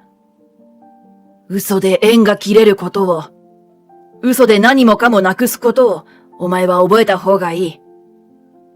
それに比べたら、ゆうこさんはドジだけど、慌て者だけど、正直だ。何かと短所を言われる私だが、この時ばかりは義両親に感謝した。実の娘より嫁を取ってくれる親なんてそうはないだろうと思う。俺も妹よりお前を信じる。と夫が言えば、元義弟も。もうお姉さんじゃないけど、俺もこいつより元お姉さんを信じます。とか言い出してしまった。こんな見事な四面楚歌を私は見たことがなかった。義母が告げた。出て行きなさい。自分が言った言葉が跳ね返ってきた瞬間だった。義妹は今度は本気で涙を流したが、声をかける者は誰もいなかった。間もなく、義妹は義弟と同じ会社を退職し、この町からいなくなった。あの弁当、元お姉さんので、それを盗んでたらしくて。と会社で言いふらした元義弟。今まで会社で居心地がお互い悪くならないようにと気を使っていたのだが、私への正義感からか、席を切ったように離婚事由の嘘まで話し出したからだそうだ。周りの女子社員たちも、それぞれ、実はあの嘘つきに辟易としていたらしく、それを機に一気に離れてしまったようで、そうなると退職せざるを得なかったようだ。一方、フィットネスクラブの結婚前提になっていたらしき彼だが、そのクラブに通っているママ友曰く、10歳年齢を偽っていた元カノと別れて別の人と結婚した、とのこと。10歳年齢を偽っていた、という時点で、その元カノとやらが、ああ、義妹か、と分かってしまった。で、ママ友ができたことから分かるように、私は数年後、出産をした。陣痛は痛くて、正直に泣きわめいて出産した。相変わらずそそっかしい私だが、義母と義父と夫のフォローもあって、なんとか子育てをしている。赤ちゃんは、お腹が空いても、ちょっと暑くても、正直に泣いて可愛いわね。義母が泣いた顔も可愛い、とほっぺたをつついた。おばあちゃん子なのか、義母の顔を見ると、みるみる泣き止んでキャッキャと笑った。言葉が話せるようになったら、みんなでいろんなところに行こうね。そうなれるようにおばあちゃんリハビリ行ってくるわね。義母も赤ちゃんの出産を機に本気のリハビリを開始し、みるみる足の調子が良くなっている。赤ちゃんはすべてに正直で、そしてすべてを幸せにしてくれる。私もその幸せそうなほっぺたをつついた。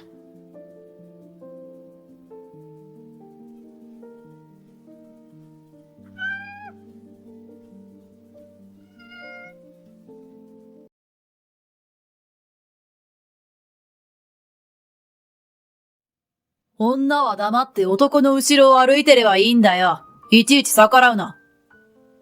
こんなことを言われて黙っていられる妻が一体どれくらいいるだろう。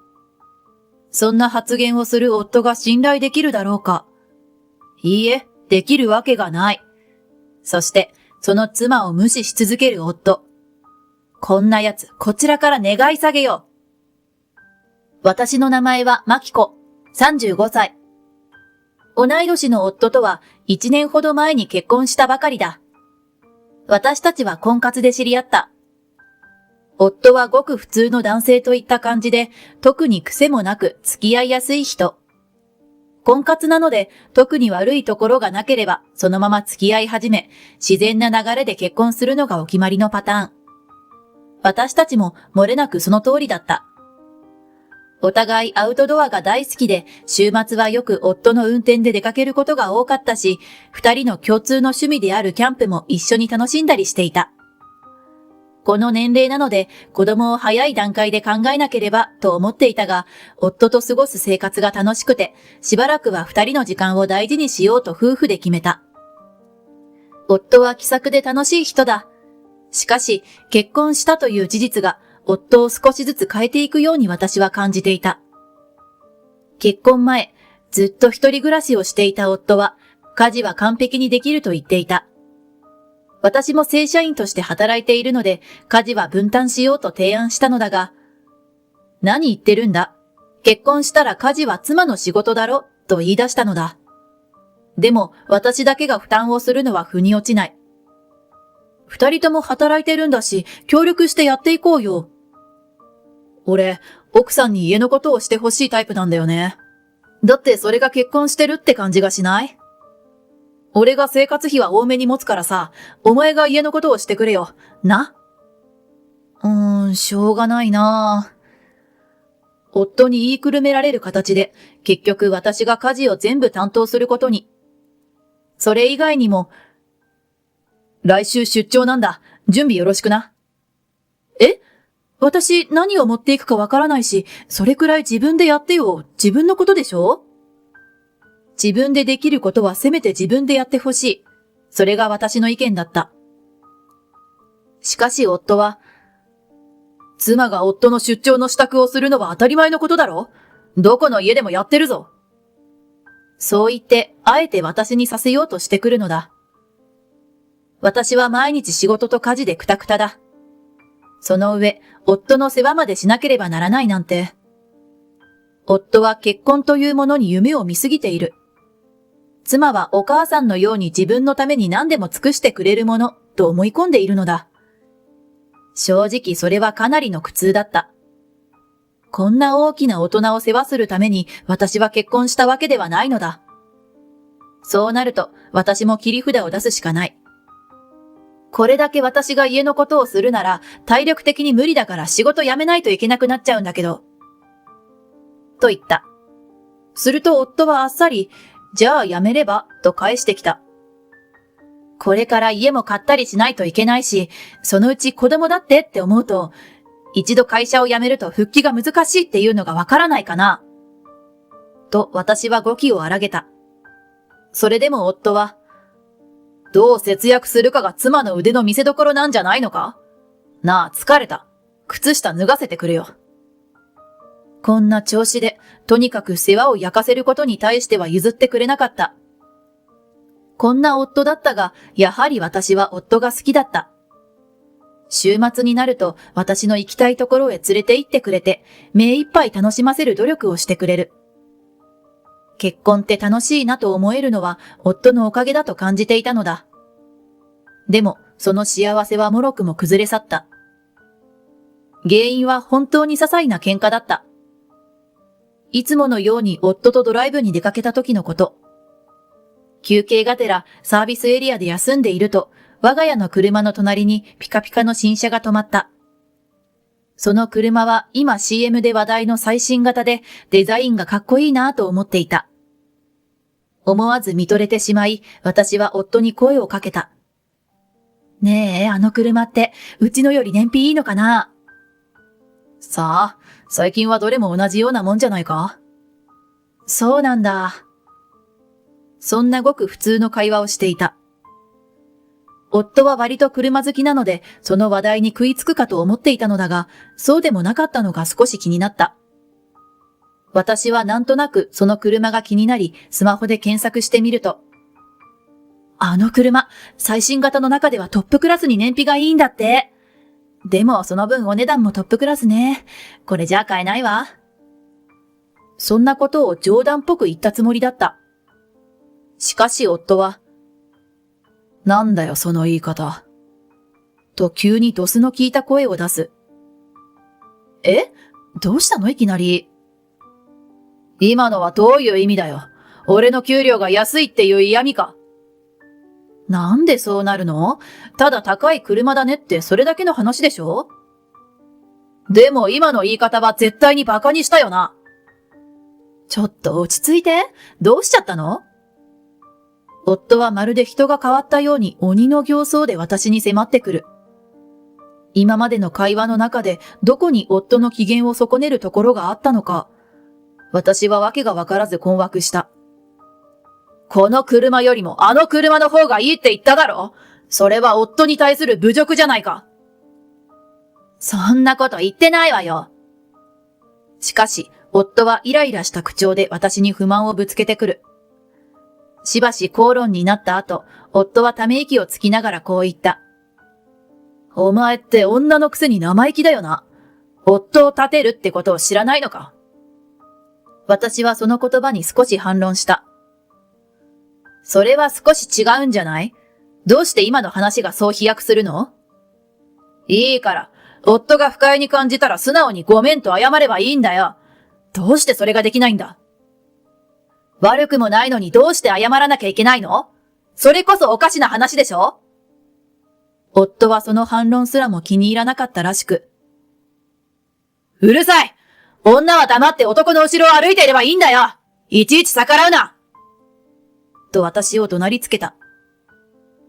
妻は夫の言いなりになれ、と言わんばかりの横柄な態度に私はムッとしつつも会話をするのに疲れてしまい、それ以上何も言わなかった。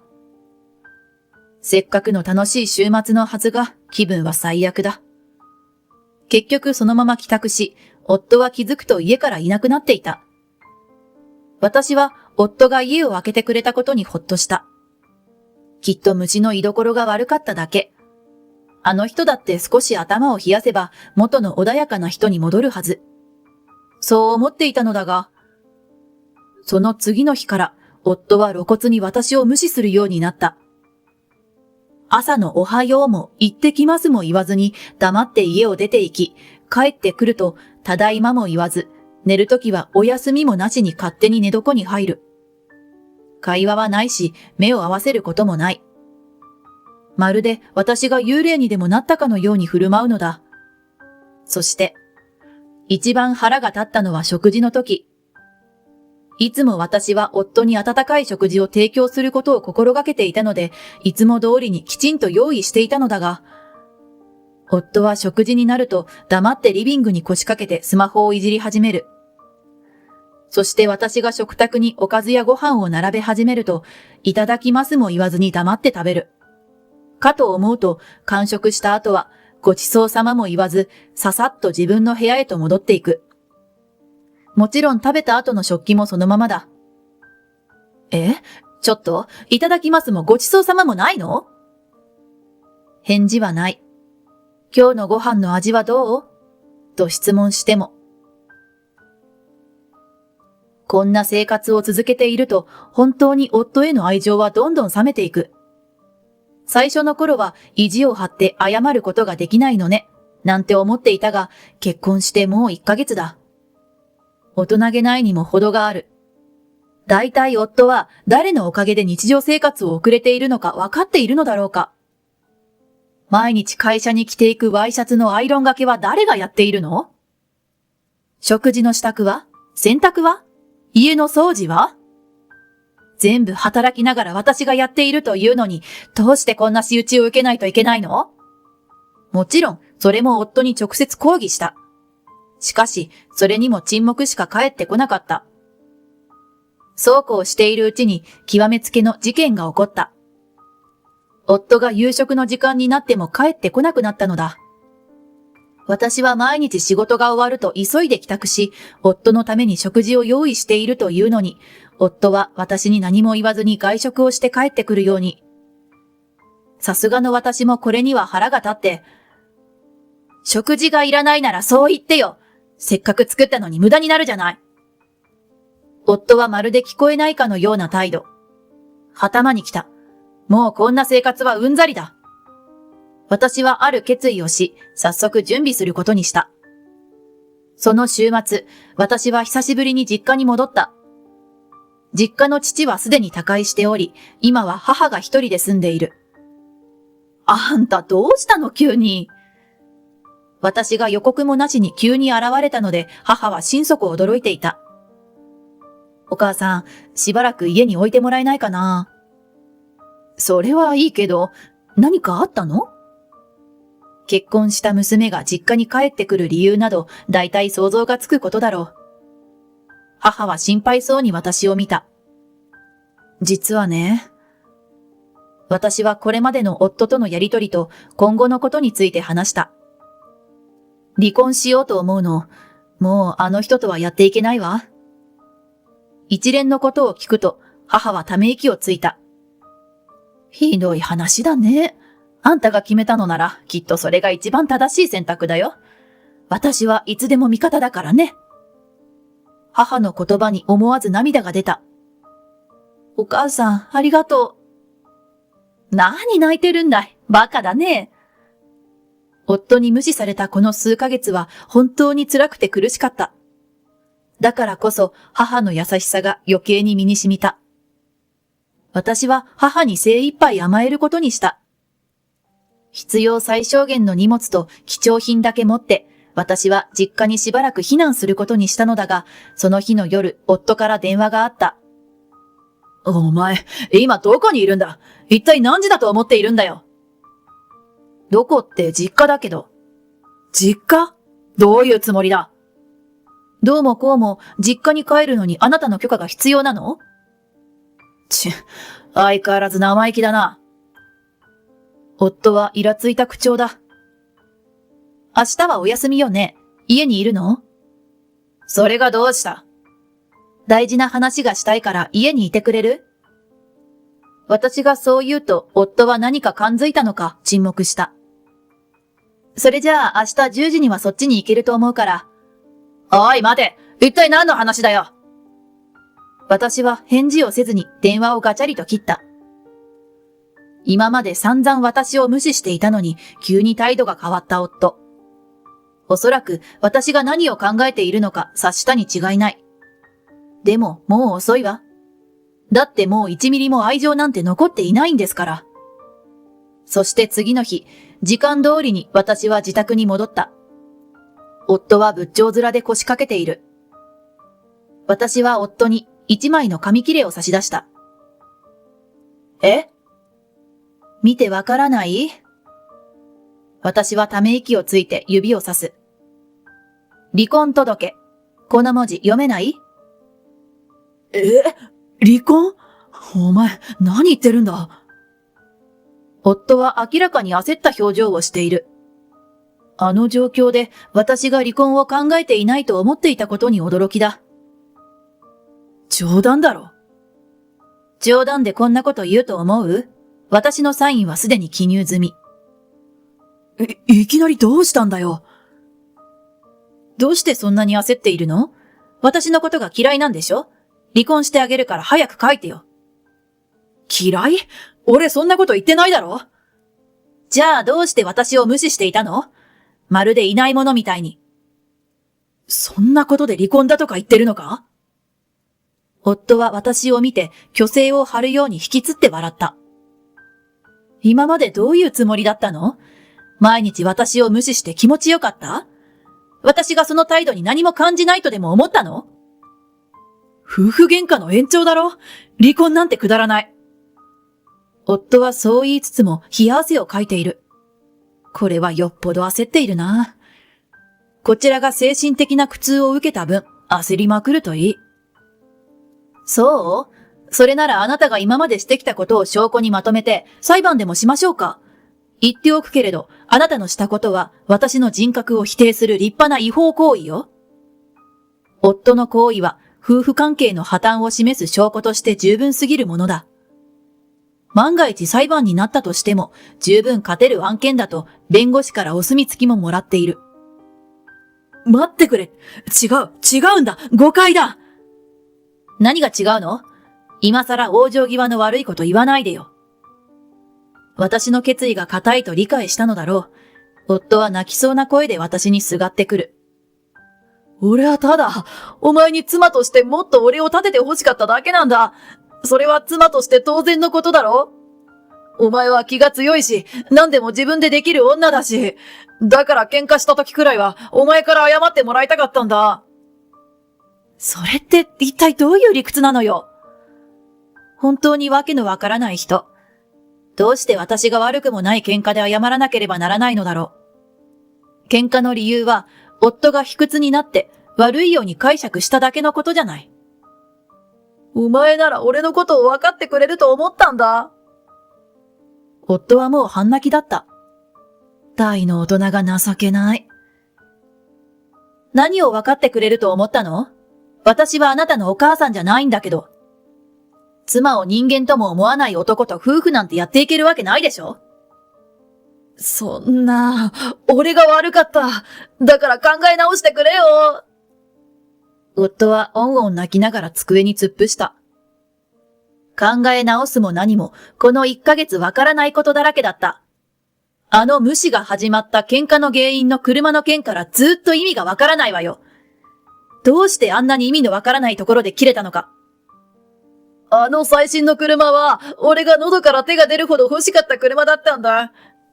欲しくてたまらなかったけれど、値段を見て買えそうもないと諦めていた時に、お前にその話をされてカッとなってしまったんだ。その時謝ってくれれば。いや、お前があの車の話さえしなければよかったのに。私は離婚届を置いた机をバンと叩いた。書面が少し跳ねた。その音に泣きながら夫が震える。その時にも言ったけど、どうして悪くもないのに謝る必要があるの？それこそおかしな話でしょ？ここまで来ても人のせいにする頭の悪さったら、もうほんとすごいわね。ただ、一つだけ感謝しておいてあげる。あの車のおかげで、あなたの本性が分かったってこと。夫はさらに声を上げて泣いた。私は大事な離婚届を汚すといけないと思い、自分の方へ一旦引き寄せる。どれだけ泣いてすがられても、私の気持ちは変わらない。だって、あの無視された期間、どれだけ辛かったことか。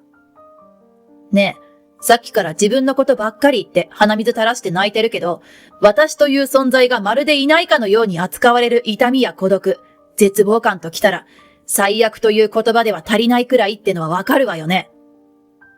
実際私はあなたに無視された期間、不眠症になって心療内科に通院して睡眠薬を処方してもらわなきゃいけないレベルだったのよ。そこまで私の心を追い詰めておいて考え直してくれ。笑わせないでよ。そんなことも知らずに、夫はただ自分のためだけに私を踏みにじり続けた。許せと言われても絶対に許すことはできなかった。そして弁護士を中に入れて私たちは離婚した。夫がなかなか判を押してくれず、弁護士を入れざるを得なかったのだ。夫はたかが夫婦喧嘩で離婚にまで発展するのはおかしい。納得がいかないと言っていたが、そこは私の担当弁護士がきちんと説明した。夫のしたことは婚姻関係を継続しがたい重大な理由に該当する。つまりは不貞行為を働いた時と同じように離婚する正当な理由になり得るのだ。夫はその話を聞いて、嘘だ、そんなのありえないと驚いていたが、法律とはそういうもの。さらに私が心療内科を受診していたこともあり、精神的苦痛による慰謝料も請求した。夫が原因だったことは明らかで、夫と離れて暮らすようになってから、私の不眠症はみるみる改善していった。そして、妻と離婚で揉めているという噂が会社で広まり、夫は冷たい視線で見られるようになったという。妻に精神的苦痛を与え続け、さらに弁護士を立てられたと聞けば、どこの誰が見たって夫の非は明らかだ。なぜそれを知っているかというと、夫からたびたび長文のメールが来るからだ。近況報告とともに送られてくるのは復縁の要請。お前がいなくなって俺は気づかされた。お前という存在がいかに大きかったか、いかに大事だったか。今でも愛している。お前は俺の太陽だった。思わず笑いそうになってしまうほどのロミオっぷりだ。私はというと、離婚後実家に戻り、母と生活をすることに。母は私を不憫に思っていたが、娘との久しぶりの共同生活に少し楽しそうな様子だった。あんた、彼氏はできそうなの？まだ離婚して半年しか経ってないのよ。何言ってるのよ。まだ若いんだから再婚できるじゃないの。お母さんったら急にどうしたのよ。母の急な発言に私はもしかしてと思った。お母さん彼氏できたの？当たり。もう付き合って半年になるんだけどね。結婚しないかって言われてるの。まさか私よりも先に母が2度目の結婚をするとは夢にも思わなかった。そうよ。私だって第二の人生が待っている。これからもいろんな出会いがきっとある。だから前を向いて歩いていこう。そう思った。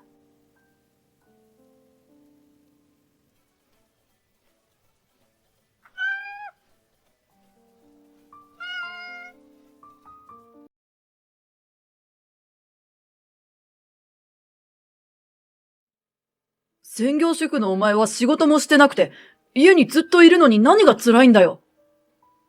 私に暴言を浴びせ続ける夫とは仮面夫婦。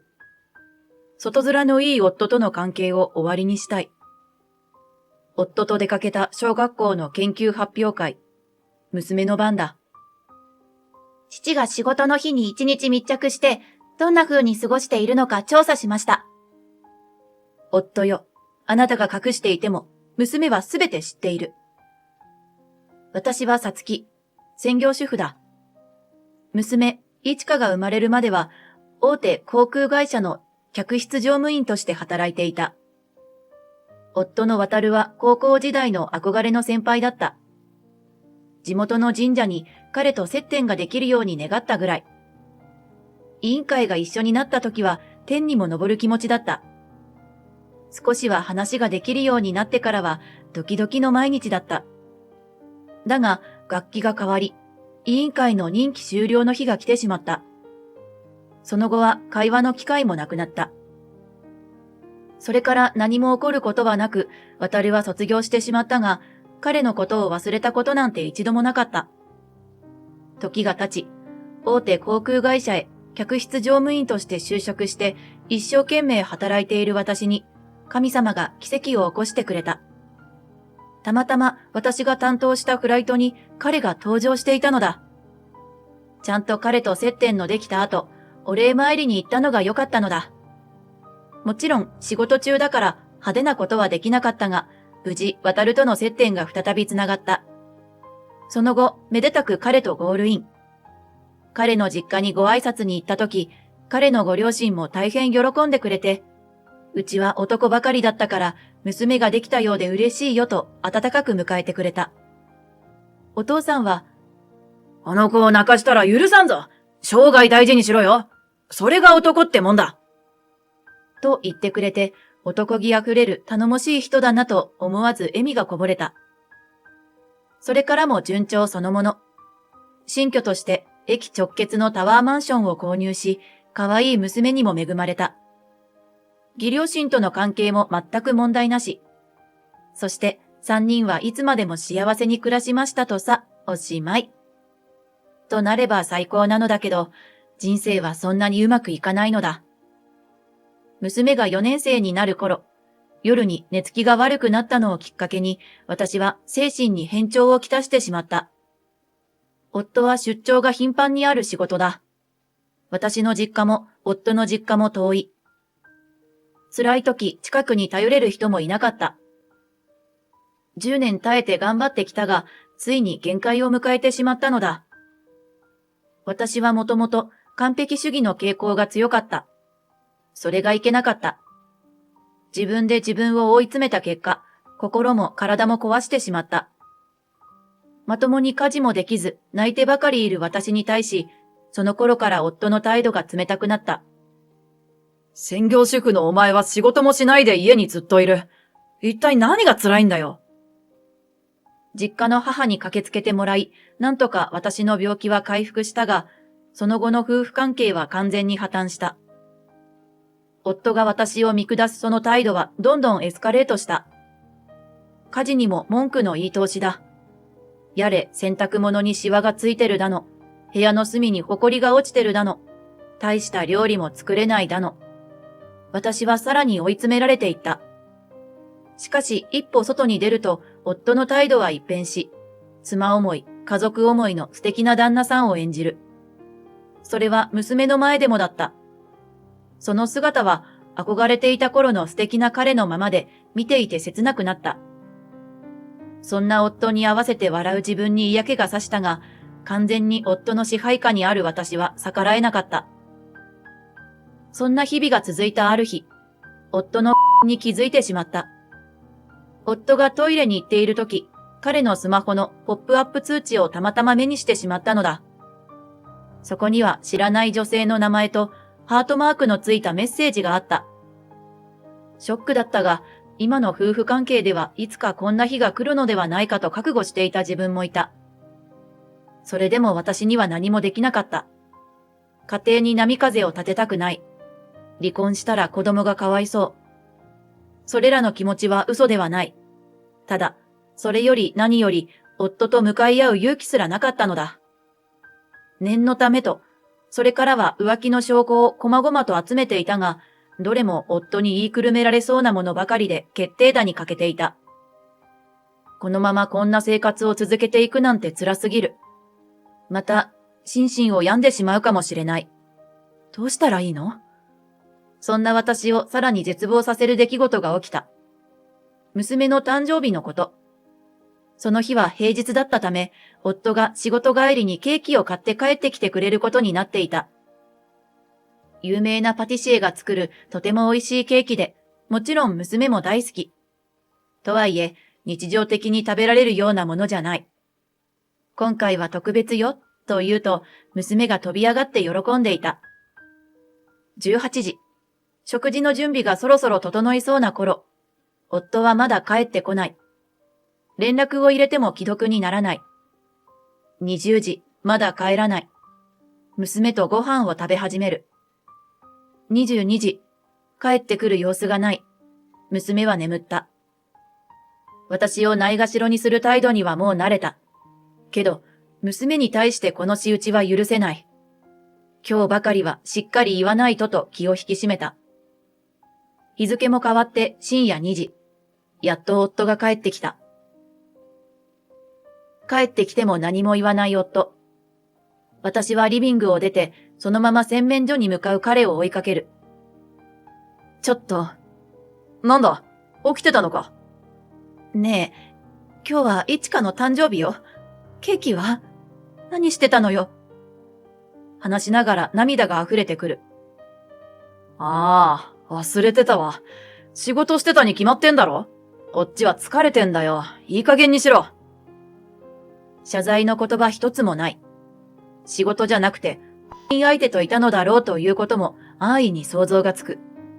もうこの人にとって家族はどうでもいいのだ。これ以上話しても埒が明かないと思い、私は泣く泣く寝室に向かった。ベッドの中で唇を噛み締めて必死に声を抑えながら泣いた。未来へ何も希望が持てなくなった私の生活。もはや人生のすべてを諦めていた。それでも季節は変わる。夏休みが終わったある日のこと。その日は娘の夏休みの自由研究の発表会の日だった。娘は、とびきりの発表をするんだと言って、夫にも私にも、絶対に発表会に来るようにと毎日釘を刺していた。当日、夫はしっかり出かける準備をしていた。誕生日のケーキは無視する夫だが、学校の保護者や先生に家族思いのパパをアピールしたいのが見え見えだ。あら、いちかちゃんのご両親、パパも来てくれるなんて本当に素敵なご家族ね。他の保護者から口々にそう言われて、夫はご満悦。いやいや、娘に来てほしいとねだられまして、このくらい朝飯前です。私は不本意な作り笑いをする。本当は仮面夫婦なんですけどね。そう言って回りたい衝動に駆られる。教室に入ると、ほどなく発表が始まった。いちかのクラスメイトたちの自由研究テーマは人それぞれ。段ボールで作ったカプセルトイのマシンを持ってきて実際に披露してる子や、電気や植物環境問題について調べた結果を発表している子たちもいた。さすが6年生、しっかりしてるわねと感心していると、いちかの発表の順番となった。黒板の前に立った娘がスーッと深呼吸して発表を始めた。若干の緊張が伝わってくる。私の夏休みの研究はパパです。あら、パパ愛されてますね。なんて隣の保護者に言われた夫は、いやー、パパっ子みたいで、と照れた表情を見せている。いちかは発表を続ける。パパはとってもイケメンです。確かに、私が憧れていただけあって、高身長の彼の見た目はとてもいい。見た目は、ね。製薬会社の営業マンで毎日忙しく働いています。帰りは24時を過ぎることも多いです。忙しい中でも、いつも今日みたいにビシッとかっこよく決めて出社します。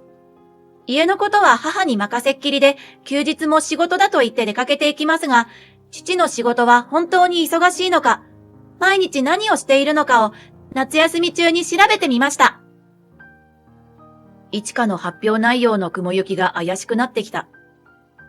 導入部分を言い終えたいちかは、プロジェクターにつながれたパソコンを操作し、発表資料を黒板前のスクリーンに映し出した。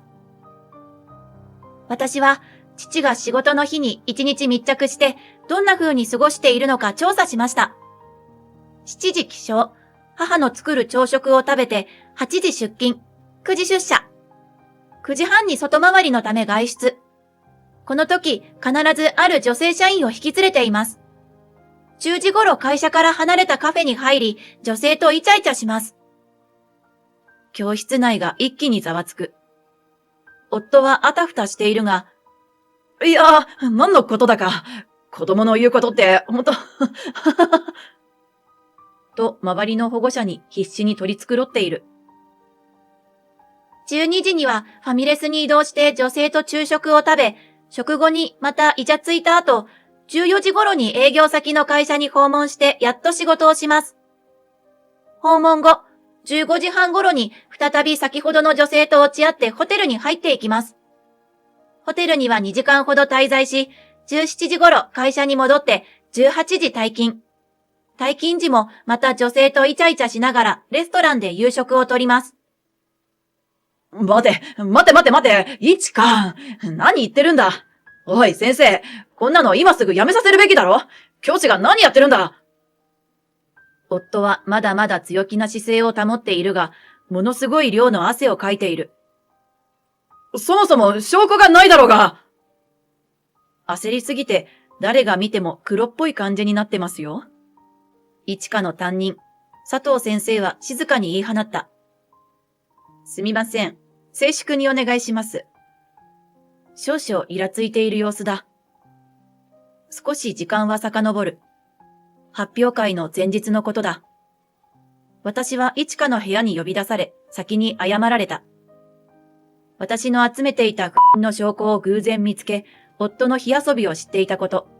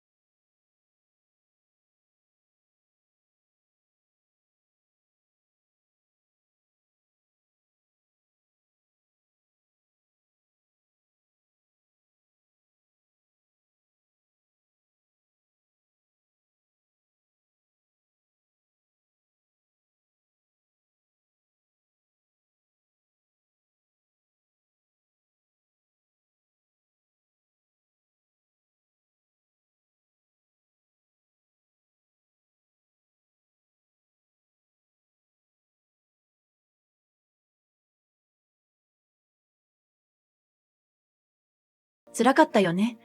ありがとう、いちか。私は娘を抱きしめて泣いた。そんな私を見ていちかは言った。私、ママが大好きなの。ママを裏切ってるパパのこと、絶対許せないって思った。びっくりさせてごめんね。でも、私がママのこと絶対守るから。それに、辛いことなんてなかったよ。探偵みたいで楽しかったんだよね。明日はとことんやってやろうね。話しながらポロポロと涙を流す娘を見て、痛いくらい本人の気持ちが伝わってきた。本当に強くて頼りになる娘だ。その後、発表資料を見せてもらったが、私の持っていない不倫の証拠を山ほど持っていた。これなら勝てる。私は勝ちを確信した。そして今に至るというわけだ。昨日すべてを聞いていたので、私は今とても落ち着いた気持ちで発表を聞いている。夫の反応を冷ややかに眺めて楽しむ余裕さえある。まだまだ一花の発表は続く。プロジェクターの画面が切り替わる。そこにはホテルへと入っていく夫と女の写真、休日に一日中デートを楽しむ写真などが映し出された。休日もパパは私とは遊ばず、女性と遊んでいることが分かりました。そして次の画面がその女性とのメッセージのやり取りとなります。再度画面が切り替わる。映し出された画面には二人のやり取りのスクリーンショットがずらり。今日は楽しかったね。にゃんたんと過ごせて幸せだったよ。私もダート入れて幸せだよ。今日のにゃんたんもすっごく可愛かった。今日だけプンプン。ごめん、いつも可愛いよ、チュ。仕方ないな、許してあげる。その代わり、来週のお休みもデートしようね。娘は声色をそれぞれ変えて、スクショを読み上げる。にゃんたんが女、ダーが夫のことらしい。にゃんたん呼びとやりとりの内容に複数人の保護者がこらえきれず吹き出した。生徒たちも大爆笑だ。勘弁してくれ。いつも俺様な夫が顔面蒼白で情けない声を出す。クラスの笑いが落ち着いたところで、娘は発表のまとめに入る。今回、パパの生態を調査した結果、パパの仕事が忙しいというのは嘘でした。なぜなら父は勤務時間中ずっと女性とイチャイチャしているからです。つまり父はこの女性と浮気をしています。結婚している人がいるにもかかわらず、他の異性と関係を持っていることを不貞行為と言います。私のパパはママを裏切っているのです。私のパパは父親としても、夫としても、社会人としても、最低な人間であるということが分かりました。以上が私の研究成果です。娘はにっこりと締めくくった。教室は大きな拍手が湧き起こるとともに、その場にいた全員が夫に冷たい視線を向けた。夫は教室の冷たい床に座り込んでうなだれた。何も言い返すことはできない。そんな夫にさらなる追い打ちがかかる。夫のスマホが先ほどからずっと鳴っている。娘の発表で大きな衝撃を受けて気づいていないようだが。電話は鳴ってるよ。私の言葉でようやく気がつき、逃げるように教室を出て電話に出る夫。はい。はその電話は会社からだった。実は自由研究の資料はコピーを取っていて、娘が夫の会社の社長宛てに郵送していたのだ。父は勤務中ほとんどの時間を浮気に使っています。また休みの日も私に仕事だと嘘をついて、私ではなく女の人と遊びに行きます。仕事をしない大人へ厳しい処分をしてください。という内容の手紙を添えて。発表会が終わって夫と二人で学校を出た。家に着くまでは抜け殻のように歩いていた夫だったが、家に入るなり表変した。おい、どういうことだよ。イライラした夫が私に殴りかかった。その瞬間、勢いよく襖を開けて登場した人物がいた。ミサイルのような速さで夫の元に行き、胸ぐらをつかむと、脳震盪を引き起こしそうな勢いでブンブン揺さぶりまくる。お前はなんてことしてくれたんだと叫ぶと同時に、夫をビンタで張り倒した。義父だった。義父の後に続いて義母、私の実両親も登場。両家両親が大集合だ。こうなる展開を予想して私が呼び出しておいたのだ。そして義父はテーブルの上に娘の研究資料が印刷された紙を広げた。これだけ証拠があればお前も言い逃れできんだろ。しかも自分の娘にこんな姿を見せて、親として申し訳ないと思わないのか。恥を知れ。土下座して謝れ。義父は夫の頭をつかみ、無理やり土下座させた。ごめんなさい。土下座をして、額を地面にすりつけながら夫は謝罪の言葉を述べた。それで許せるはずはなく、土下座して涙と鼻水でぐちゃぐちゃな夫を見下ろしながら私は告げる。離婚届にサインしてください。その場で離婚届にサインをし、夫は義父母に連行されていった。その後、娘の集めてくれた証拠のおかげで、慰謝料をたっぷりともらって離婚は正式に成立した。そして、あんな発表を学校でしたので、娘の立場は大丈夫か心配だったが、娘は、にゃんたん呼びが流行って、ちょっとした人気者になったんだ。とあっけらかんとしていた。保護者たちもみんな私の味方をしてくれた。道端で会うと応援の言葉をたくさんかけられ励まされた。一課の担任からも後日話を聞いた。なんと先生にも娘から事前に発表内容の報告があったらしい。自身も浮気された経験のある先生は教師として止めるべきだと思いつつ、背中を押してしまったと頭を下げた。私も先生に深々と頭を下げた。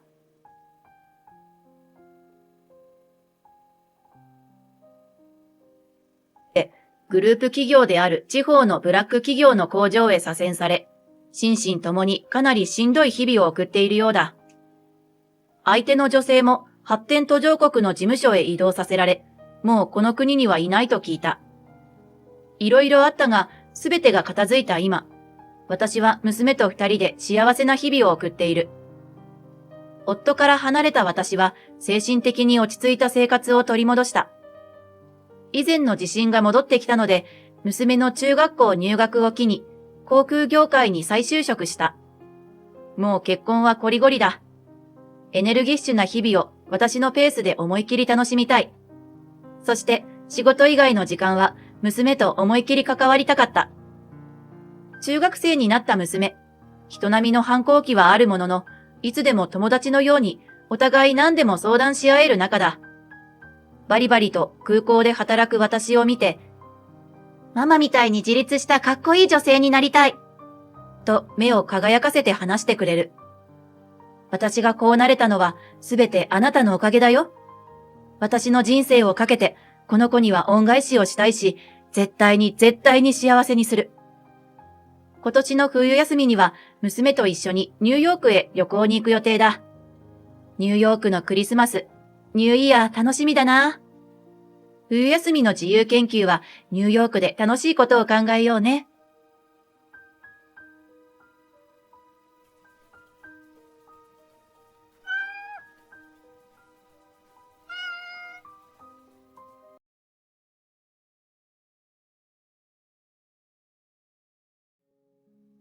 I don't invest in my wife's child who only has a junior high school education. Today, I wanted to show my poor child the difference between a Tokyo University graduate and a child who only has a junior high school education. I wanted to teach her that no matter how hard a child tries, it's useless for a child who only has a junior high school education.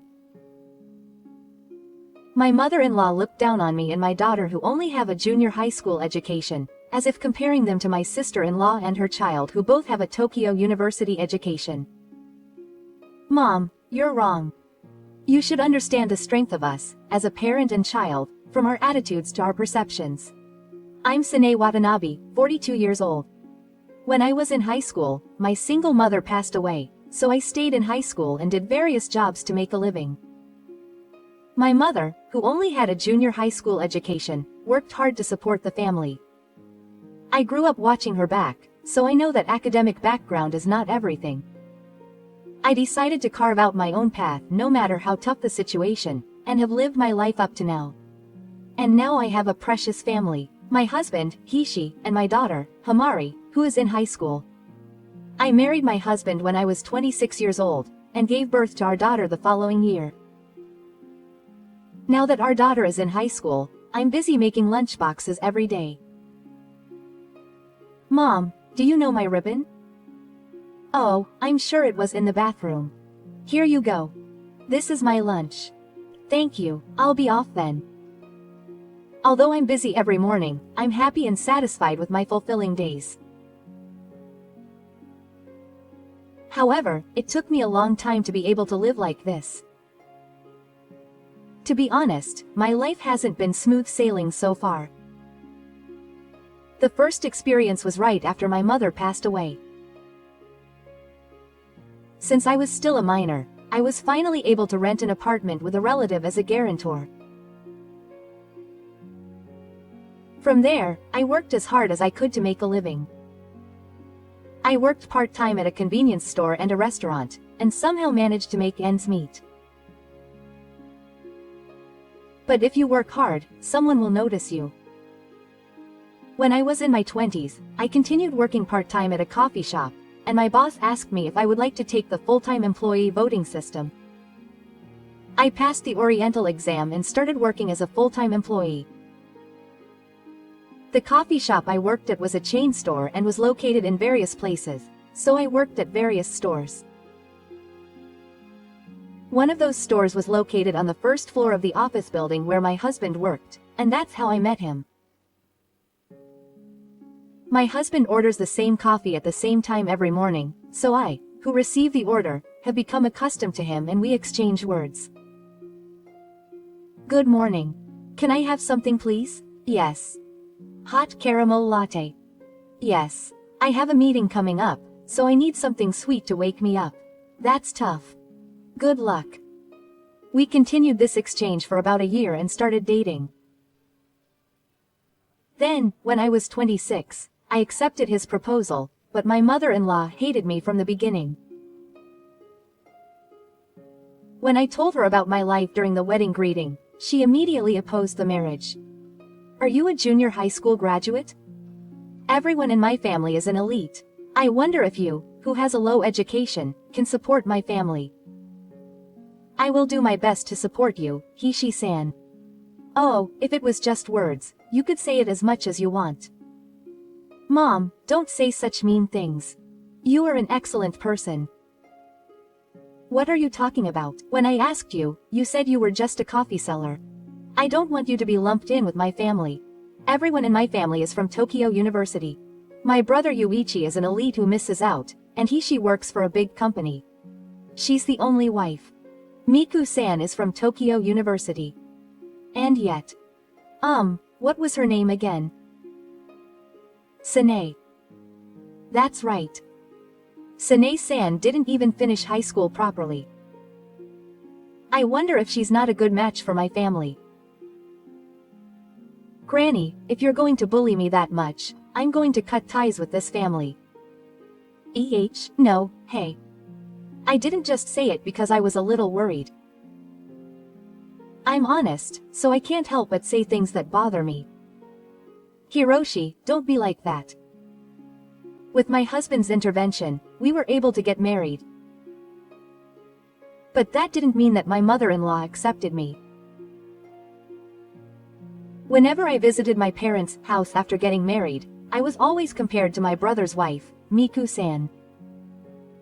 Let me in. Oh, who was it? Mom, stop it. You're always so mean. Because everyone in our family is talented. Among them, Ya-san is somehow not that impressive. Her face is not memorable, or rather, she has a weak shadow. Talking about grades has nothing to do with faces. And don't say bad things about other people's wives' faces. Miku-san, who graduated from Tokyo University, is pretty, and I guess if you're smart you're pretty good. Hey, Miku-san. Miku-san gave me a dragged smile when I spoke to her. I was also wondering how to respond, when my mother-in-law suddenly noticed what I was holding. Oh, what's that? Oh, I bought it because I thought it would be nice for you all to see it, but my mother-in-law looked into the divine bag I handed her. What's this? Teriyaki? Did you bring me some tattered Japanese sweets because I'm old? My mother-in-law threw the divine bag at me. I explained to my mother-in-law as I picked up the paper bag. No, that's not what I meant. This teriyaki is a popular item at the Japanese sweet shop in Shiga. That's right, Mom. Even though I'm tired from work every day, I lined up early this morning to buy it for you. But I like the fruit tart that Miku brought over those teriyaki. After all, Tokyo University graduates are thoughtful. I was just thinking about eating fruit-based sweets. I can get along with Miku because I'm familiar with her, but it seems like it won't work with the shop owner. Whenever I visited my parents' house, my mother-in-law was mean to me. But Miku was different. We were close in age, so when my mother-in-law wasn't around, we often talked and exchanged contact information.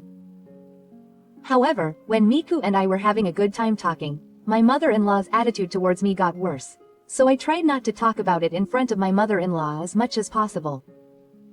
In the first year of our marriage, I got pregnant. And at the exact same time, Miku was also compared to her mother-in-law as a pregnant woman. And my mother-in-law was still as nasty as ever. Miku, come on, sit here. Pregnant women get tired easily, so don't push yourself. Oh, you should hurry up and make some tea. I'm pregnant too. Well, you and the eldest son's wife are so sloppy. We are in different positions. Besides, Miku's child will inherit our family business, and both parents are from Tokyo University, so I'm sure he will be a smart child.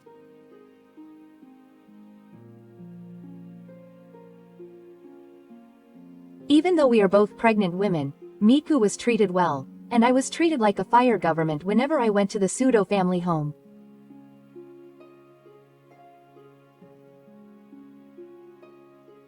But that was only until the early stages of pregnancy.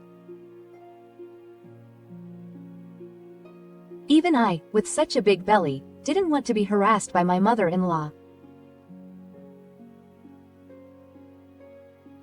In the later stages of pregnancy, I decided not to go to the pseudo-family home. However, Miku and I often communicated with each other.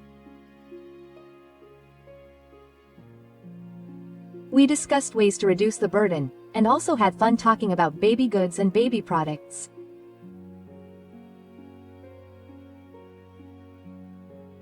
Then, on the day of delivery, my water broke and I went to Yama Tokoyama. He's a descendant of an elite from Tokyo University. He looks smart. Oh, Mom, look at the face of this grandchild. Actually, I was in Miku's hospital room at the time, holding Hamari. I was the first to give birth, but my mother-in-law never came to my hospital room.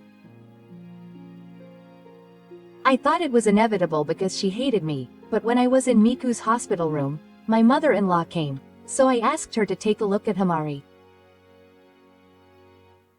I was still hoping that even though she hated me, she would love my husband's child. However, when I said that, my mother-in-law looked at me and said this. Oh, you were there? All I could see was Miku and this cute child. So which child is yours? Oh, it was a girl? Oh, it's yours after all. Unlike Miku's child, she looks a bit dull. Hey, Miku. Miku was silent when asked for her consent, but my mother-in-law continued with this suggestion. That's right, since our first grandchild has been born, we have to celebrate it. When did the team come? 5 days later. Then come over to our house right away. Oh, you're coming too. I was surprised by my mother-in-law's unexpected invitation and asked her back. Oh, of course we are. It won't start unless you come. So, you understand. Yes. My mother-in-law looked at the face of the baby held by Miku once more, and left the hospital room without even looking at us. After seeing her off, Miku spoke. I asked. Mom says it won't start unless Sine comes. I wonder if she'll celebrate Hamari's birth too. I think so. Yes, you said earlier that it wasn't very impressive, but grandchildren are cute, aren't they? Isn't that right? I've never looked forward to going to the Sakiji family's house before, but this time I'm looking forward to it. And the birth holiday. When I took Amari and my husband and I visited the couple, an unexpected situation was waiting for me. Hello. I'm here. You finally came. I was waiting for you, Sane-san. Oh, sorry to keep you waiting. Well, here's my shopping list. I want to prepare before Miku-san and the others arrive, so please go quickly. No, come on, don't be lazy. Just hurry up. If you don't prepare, the celebration won't move forward.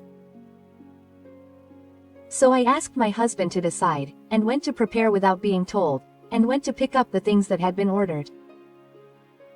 When I returned to my parents' house, Toku-san and my son Yoda-kun had also arrived. Sane-san, hello. Hello. Miku-san, are you feeling okay?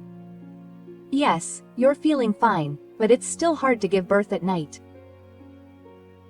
But Yoda seems to sleep well. Are you okay, Nai-san? What about Hamari-chan?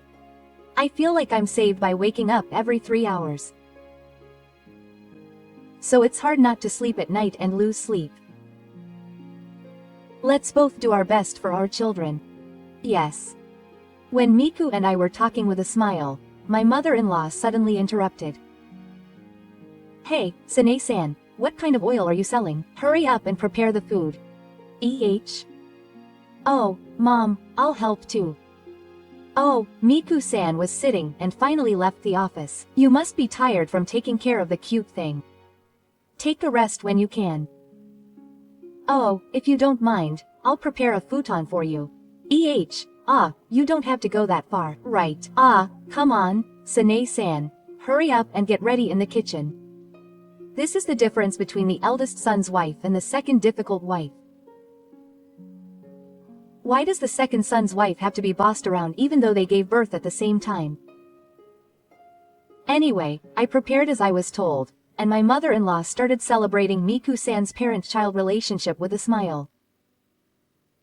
Miku-san, thank you for giving birth to such a wonderful boy. I'm sure Yoda will become a fine man who will carry our family on his shoulders. I'm looking forward to his desire. Oh, thank you. Miku and her husband replied to my mother-in-law's congratulatory words with a complicated look on their faces. And the cake prepared on the table only said, "Congratulations, Yoda." Oh, that's right.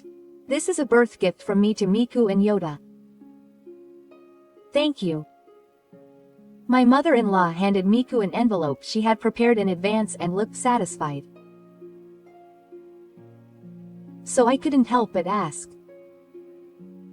Oh, what are you saying to Hiri? Today we were invited to celebrate the birth, right? That's right. So you're going to celebrate Hiri too, right? What are you saying? I only said I was going to celebrate the birth of Miku and Futoshi. Well, the reason you called me today was to prepare a celebration for Miku and Yo. What, do you have a problem? What about that Hamari celebration? There's no way I'm going to celebrate your child. Because it's a child born to a junior high school dropout. That's not my grandchild. There's no way I'm going to celebrate. My mother-in-law declared as if it was obvious. Hearing this, my husband stood up. Mom, it's the rule that you're my grandchild. But you can't say it like that. What's the matter? It's a girl anyway. Girls leave home when they grow up, and they don't have the right upbringing. But boys are different. Boys are the ones who carry the family on their shoulders. Especially when they become the head of the family, they have a sense of responsibility. And Futoshi's parents are both from Tokyo University. I'm looking forward to seeing what the future holds for him. So you don't expect anything from a girl's daughter? Of course not. And the daughter of a wife who only has a middle school education is bound to be a bad kid. Do your best to live life to the fullest so that you don't cause trouble for me or Futoshi. That's enough. Let's go home. Mom, stop looking down on my wife and daughter. Otherwise you'll never come to this house again. My husband said that and took me and Hamari out of the suspicious parents' house. Later, when I heard the story of what happened that day from Miku, I wondered why my mother-in-law was so angry. She said that she shouldn't have married a wife who only had a middle school education if she was going to be angry, and she didn't seem to have any regrets. After that, I made the number of visits to my surnamed family home much smaller. I made it a point to visit them once a year to greet them at the beginning of the year. My mother-in-law's attitude was the same as always. If anything, the difference in her attitude towards her children made it even more difficult for me to visit her. When Hamari and Yoda started elementary school, my mother-in-law gave a New Year's gift only to Yoda. Here you go, a New Year's gift. Thank you, Grandma, you're so well behaved. Yoda knows how to say thank you properly. He's already in elementary school. Oh, Grandma. Seeing Yoda and my mother-in-law's Happy New Year's gift, I asked my mother-in-law, who seemed to think that I should get one too. Then my mother-in-law's smile changed completely, and she slapped the hand that I held out to her and yelled at me. You're not my grandchild, so there's no way I'd prepare a New Year's gift for you. Aren't you Hamari's grandmother? I don't approve of low-level junior high school dropouts. What's wrong with you? Did your mother tell you to ask for New Year's money? No, this is why it's so soothing to think about what a junior high school dropout thinks. Asking money from a young child. What are you saying, Mom? Hamari is also your mother's granddaughter. I haven't acknowledged her yet. Besides, the difference in their status is already obvious just by looking at them. Yota is a big boy and looks smart, but as you can see, he asks people for New Year's money. I wonder if he's not well behaved. I'm sorry. Kiri, who was badly scolded by her mother-in-law, started crying. Mom, what are you saying? Isn't it true? It's your fault in the first place. It's your fault for marrying a junior high school dropout. So even a loser grandchild like me. Mom, that's enough. Let's go back to. So we left the house in disbelief. On the way home, I managed to calm Hiri, who was crying. Is Hamari a bad girl? Why is Grandma getting angry? There's nothing wrong with the rules. Mommy hates Grandma. I'm sorry. I've made you feel bad. Why does Grandma hate Mommy? What does it mean to have a junior high school diploma? Does that mean Mommy didn't go to school like Daddy? Is that a bad thing? Yes. There's nothing wrong with it. But maybe it's just hard for Grandma to accept it. Anyway, Kyra's not bad. You're a great child, so be confident. After that, our family stopped going to the Oni family's house. Until now, she was my husband's mother, and I believed that she would eventually recognize Kyra as her grandchild, so we visited the Oni family's house once a year, but if my daughter is hurt every time, there's no need to go. Thinking that, I stopped visiting the house altogether. I should have done this sooner. A moment of peace came to our home. But 9 years later, one spring day, my mother-in-law suddenly called me. I was off work that day. Hello, is it Sine-san? I might not be able to do it anymore. What happened to Mommy? Is something wrong with you? My back. I feel like I've done something wrong with my back. I can't move properly. Hey, can you come over for a bit? What, your back? What, just a stumble? Have you ever had that before? It's so painful. I can't even cook properly like this. So can you come over and help me out a bit? What? You can't come because you're not my real mother. No, that's not it. Isn't it too selfish to rely on her just at this time, when she's always said horrible things to me in the first place? Even I couldn't immediately accept it. But even if we're at a distance, she's still my husband's mother. I understand. I'll come over later. My brother-in-law and his wife's house is farther away than ours, so they probably can't come right away. In the first place, Miku-san might not be able to come even if she's suddenly asked. I had no choice but to go to the Nozomi family's house. Oh, you're finally here. It's late. Well, can you make some dinner? And bring in the laundry. As soon as I arrived, Nozomi's mother told me to do some housework. It's not even been a long time. Anyway, did you go to the hospital, Mom? I did. That's why I called you, because I was told to rest. I have to rest, right? Really? Oh, and also, keep your schedule open for next Sunday. Yota passed the high school entrance exam, so I wanted to celebrate. By the way, can you and your child go to high school? Yes, he passed without any problems. Is that so? Bring him over on Sunday. Well, you're not planning on making Hamari help you as well as me, are you? It's just a celebration for you, and Hamari will help you. Isn't that what you meant? Oh, no, that's not what I meant. Even if you did pass, it means you worked hard at studying. If that's the case, then I have to show you that you've worked hard. I think that's what most people would do, But who was to blame for the 9 years of not talking about it? I still can't trust my mother-in-law either. Still, I felt that this might be a chance to get her to accept the rules. So on that day, I adjusted my day off and went to the family's house with Yoshimi. When I got there, I was called in to prepare the celebration as expected. I'll leave it at that for now.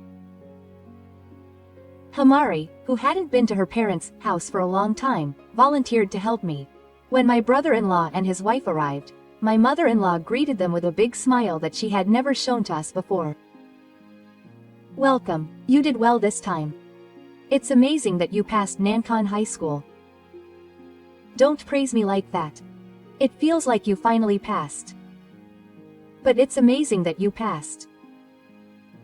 While my mother-in-law was praising Yokun, Miku-san noticed us and called out. It's been a while since I've seen you, Hamari-chan. Hamari-chan has grown up too. It's been a while, Miku-san. Congratulations to Yokun. If you say that, Hamari-chan, too. Congratulations on your success, Hamari-chan. Thank you. As we were talking with a smile, my mother-in-law suddenly shouted out. Oh, that's right, we have to congratulate Yo-chan for her hard work. Yes, this is a gift for her entrance to school. Oh, thank you, Grandma. Yo-chan is the one who will carry our family on her shoulders. Do your best in high school too. Yes. Oh, what? Grandma, what about Hamari? Oh, you gave it to her already? She's going to high school this year too, and it disappeared. It's Hamari's. What are you talking about? There's no way I'm giving that child my precious money. My mother-in-law cut Yoda off. A gift for entering school is a so-called investment. I have high expectations of you. Both of your male parents are elites from Tokyo University, so you'll surely be the only elite. But that child is different. Because that child's mother is a junior high school dropout. There's no point in expecting things from a child of such a wife. Can you invest in something? Hey Mom, how can I put it? I didn't call you here today to encourage you to study hard for the entrance exams. That's right. I wanted to make it clear to a child who is not doing well that the difference between good and bad is obvious. No matter how hard you try, it's just a low-level high school anyway. I wanted to teach a child who has only graduated from junior high school that it's useless to try hard. Ha. My mother-in-law said to Hamari, who was right behind me, with a grin. Look, you're an apprentice. This girl is an excellent student who passed the entrance exam for Nankan High School. That's right. When you celebrate her admission, why don't you get some of her nail polish? Then she might be able to become the top student even in a low-level high school. Haha. My mother-in-law laughed strangely throughout the house. Investment. What on earth does this person think of his grandchildren? Moreover, I can't forgive him for calling Hamari low-level. I can't stand it anymore unless I make him realize how blind he is for treating Hamari so meanly, no matter what people say. Don't listen to what others say. Mom, you can say whatever you want about me, but please don't insult my daughter. I leaned in front of my daughter and glared at my mother-in-law. No, Sei-san, don't look so scary. I was just telling you the truth. And you got angry about that. This is why I hate junior high school dropouts, because they're so weak-headed. Mom, please don't judge everything by academic background. I'm angry because my mother said bad things about my daughter. Mom wouldn't like it if he, she and Yuitsu were spoken badly of, right? Huh? Don't compare them to he, she and Yuitsu. Those girls are elites who graduated from Tokyo University. There's no way there would be anyone who would say bad things about them. They've always been smart and excellent. I'll tell you, Hamari is also an excellent girl. Above all, she's a hard worker, so she's not going to get any good grades in the exam this time, even if she got good grades at a low-level high school. You think it's amazing that your daughter got into high school because you're a junior high school graduate, but that's not true. I mean, anyone can get into high school. The point is, what level of high school did she go to? Ha. Can you stop rating your child by level? No matter how much I say it, my mother-in-law tries to rate them by number. Hamari, who saw my exchange with my mother-in-law, said this. That's enough, Mom. All I need is for my mom and dad to acknowledge me. But I don't like it when they say bad things about my mom either. So, Grandma, if I get good grades, will you reconsider me and my mom? Oh my, what is this kid saying? Even if he gets bad grades, it's not like he got first place in a low-level school. Do you understand? I know. So if the numbers are clear nationwide, not just at school, then you won't complain. Actually, there will be a national mock exam at the cram school next month. If I get good grades there, please acknowledge my mom. By the way, it's a test for first-year high school students nationwide, so it has nothing to do with school grades. You're so cheeky. After all, the daughter of a middle school dropout is stubborn and not very cute. I don't expect to be loved by her now. Not by a grandma who is so prejudiced. I get it. By the way, is that imitation going to pass too? I think it probably will. So, you and I will compete. I don't think you need to worry at all, but don't lose to a kid like that. Wait a minute. Don't get me involved. It's okay. Do it as usual. It's time to show the difference in our abilities. Well, Grandma promised. Mom, let's go home. And so Hamari and I left the family home. Hamari, you didn't have to say that. Because it's frustrating. Besides, I'm not the same person I was when I was a child. I know that Grandma is mean, and I know that she's a stubborn person who only judges people by numbers. So I thought I'd show you the numbers. Hamari, it's okay. Don't worry, I'll show you my true intentions. I'm not worried about you. Okay, I get it. Well, let's do our best together. I'll work hard too. Okay. A month later, the national mock exam was over, and the results were finally known. Hamari and I went to the Sakimi house with our results, and my stepmother was waiting for us with Yota and Miku. I'm surprised you did this. I bet you brought the mock results. Fakes are not allowed. I wouldn't do that. Right. If you faked your exam results, you'd be found out right away. Oh, maybe you came to say sorry for being so rude. I don't really care. Besides, grades don't really matter. You've already started high school. What are you talking about? This is where it gets important. If you want to be an elite like a bureaucrat or a politician, you have to work hard from now on. I don't want to be that. Besides, if you want to be a politician, it's quicker to become a celebrity and make your face known on TV. Just get the results. My stepmother took the mock exam results from Yoda and opened them. What is the ranking? What is it? Where is it written? The national ranking written on the side is the ranking, but I should say that my ranking this time is not very good. Head national ranking. National ranking, huh? Does that mean it's 20,000th place? That's right. Still, the total number is about 70,000, so it's higher than the middle. What's wrong? Grandma doesn't like it? No, I thought it would be higher. Because both of your parents graduated from Tokyo University, right? So you have an extraordinary brain. That's just Grandma's own assumption. Oh, I see.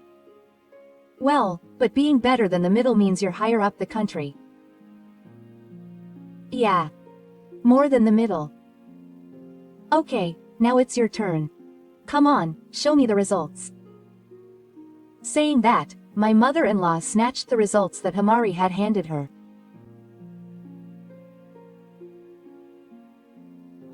What is this national ranking?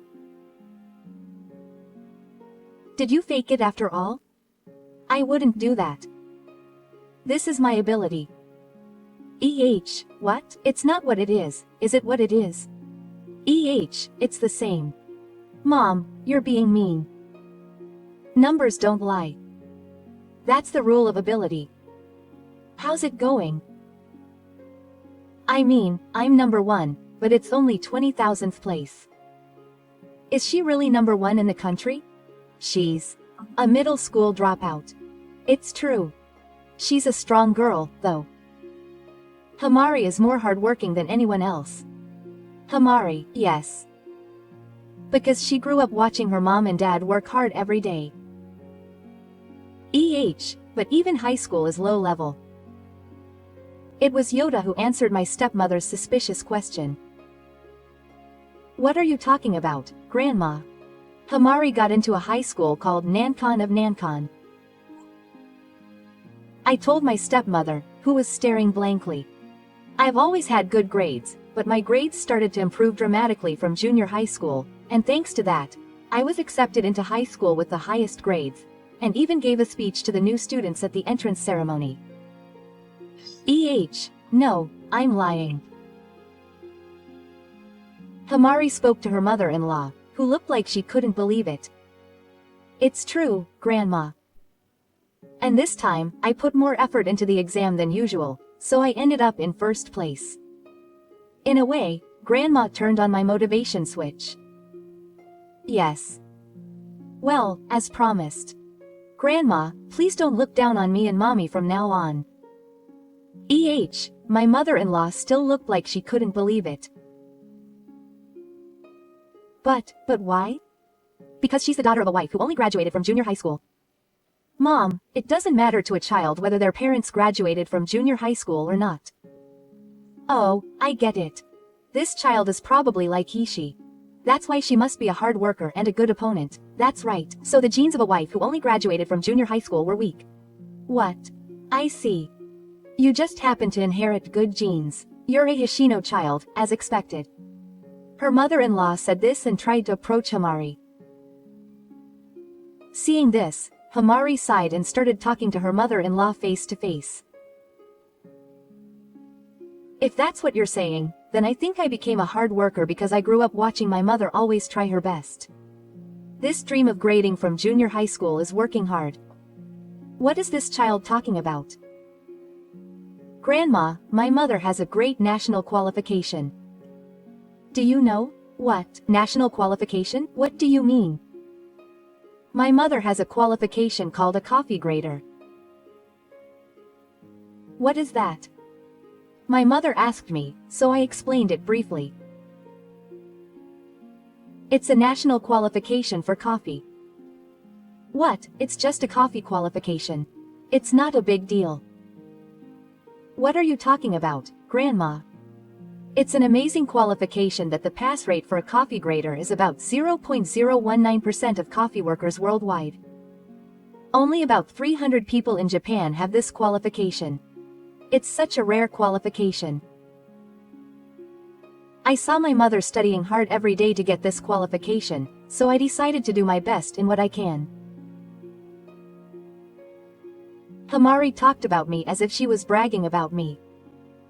Thanks to her, I naturally gained confidence. Coffee workers who have this qualification have a much wider range of work and more credibility. I'm now in charge of being an area manager at my company. What? Well, you say you're a manager? But you're the manager of the coffee shop anyway, aren't you? I've never done that. My mother-in-law still argues back, but I can't let her tell me otherwise. Hamari gave me this opportunity, so I have to live with pride. She says I'm the manager of the coffee shop, but the coffee shop where I work has a global perspective, and if you put it simply in numbers, my annual income is about the same as my husband's. What? My mother-in-law was so surprised that the blood drained from her face and she straightened up. What's that about? I'm a coffee shop lover. I can't believe that a daughter-in-law with a high school diploma earns the same amount as Hisashi. I took out a magazine from my pocket and showed it to my mother-in-law, who still couldn't believe it. Also, starting next month, the coffee I produce will be on sale, and it will be available in convenience stores nationwide as a collaboration between my company and convenience stores. A magazine also featured the coffee and the sweets that go with it. Oh, you were featured in the magazine? Yes, the front page of the magazine I was holding said, "Enjoy a luxurious moment with coffee produced by former grader Watanabe Sane." Oh, you were in the magazine?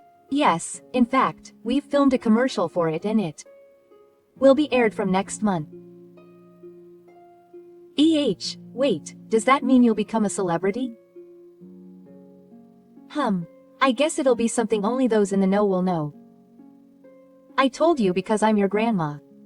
That my mom has some amazing qualifications. It's because I've seen my mom work hard to get her qualifications and work hard since I was little that I was able to try my best too. Hamari encouraged my mother-in-law to work hard. What was that? When my mother-in-law heard that, she rolled her eyes and froze, screaming. It was like Munch's scream. After a few seconds, my mother-in-law finally thawed from her frozen state, forced a smile, and said the following. No, I don't want to.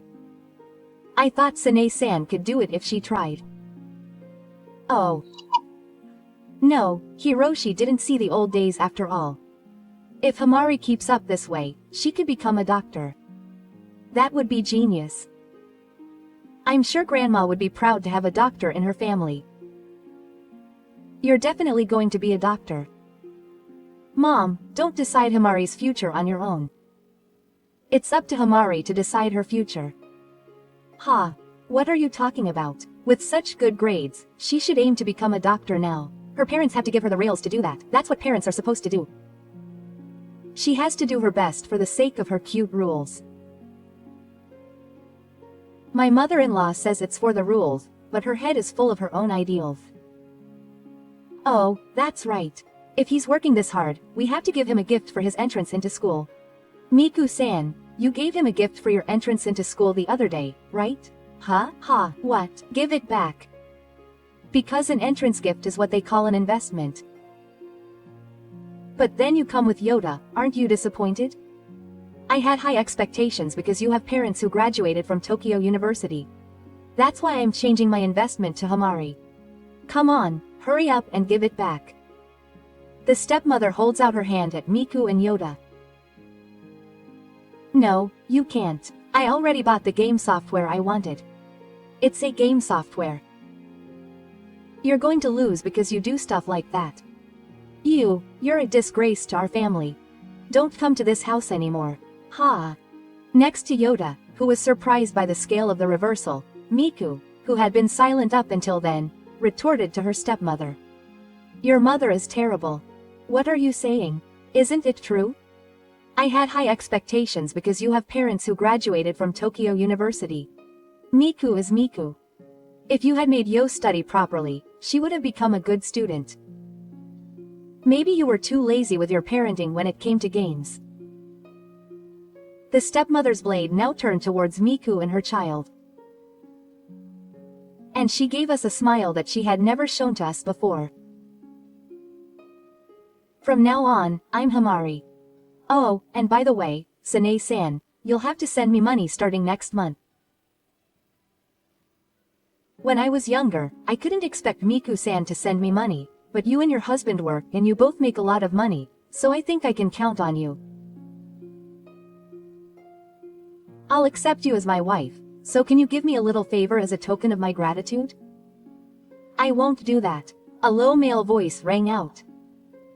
Everyone there turned around to see my husband, who had come over without anyone noticing. If you've been listening to me for a while now, you're saying something terrible, Mom. What are you saying, Hiroshi? I'm saying that I accept Sanae-san and Hamari. Your wife is unexpectedly amazing. I'm surprised. From now on, you can come over to our house anytime, so please send me a little favor. Anyway, you only have one child, and you're smart, so it won't cost you much. If that's the case, you can give me a little favor. Mom, can you stop showing your attitude just because Sei is earning money?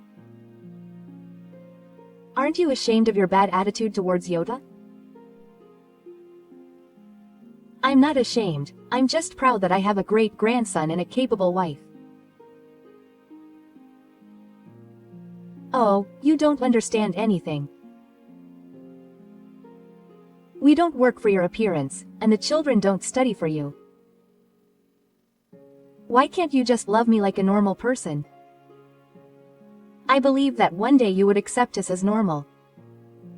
You never change, no matter how much time passes. So I've decided. What? What are you saying? I'm going to cut ties with you. What? I'm going to say? I realize that I have a great grandson. And now you're trying to get Hamari to do what you want, aren't you?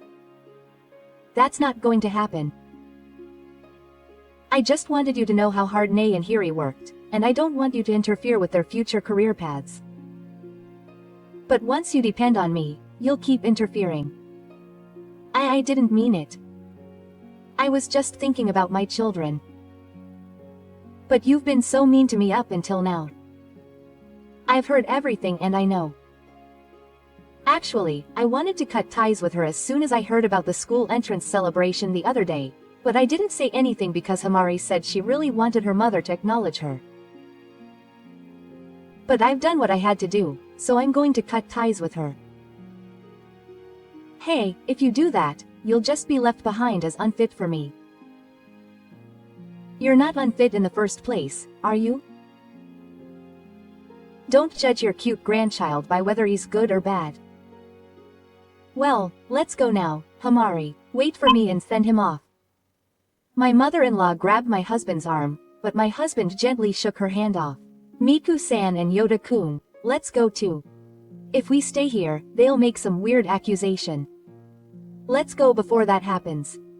My husband called out to Niku-san and her son, and they all left the suspicious family home.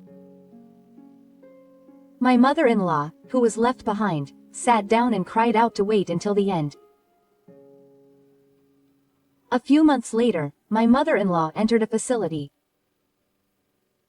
That's because my mother-in-law visited my brother-in-law's family immediately after that and started interfering in various ways. No games allowed. Send him to a higher-level cram school and improve his grades. Miku-san, you graduated from Tokyo University, so go out and get a job. You should be able to do a better job than that middle school dropout wife. In the end, she started living with them without permission, and whenever Yoda tried to do anything other than studying, she would spit and yell at him. My brother-in-law was the one who got fed up with that. He was just as kind, but he couldn't stand his mother-in-law for pushing her child too hard. That's right. As a result, my brother-in-law's family also cut ties with them, and my mother-in-law was left alone. After that, my mother-in-law was found wandering alone in the city in the middle of the night and was rescued, where she was diagnosed and placed in a specialized facility. Now she doesn't even recognize her brother-in-law, and when she sees Yoda, she mistakes him for her brother-in-law. She would ask things like, "Where's Hijiri? How was the test? Was he number one again?" Quote. Who would have expected that my mother-in-law, who was so obsessed with being an elite, would end up like this? Meanwhile, the second collaborative product has been announced in the magazine in the announcement. I'm looking forward to the next product. My work will be even busier, but I'm motivated because I know that Hamari and my husband are supporting me. I passed the law school entrance exam 3 years later. I want to work in a job that will make me feel troubled. And Yoda went on to a vocational school that will help me return to work. He loves fashion and dreams of starting his own brand someday. Both of my children are chasing their own dreams. As for me, I've been spending my days fulfillingly, holding classes on how to make delicious coffee and having coffee featured in magazines to spread the word about the deliciousness of coffee. What happens in life is not determined by your academic background or anything. It's up to you to decide your own life. I want to continue to live my life proudly as myself.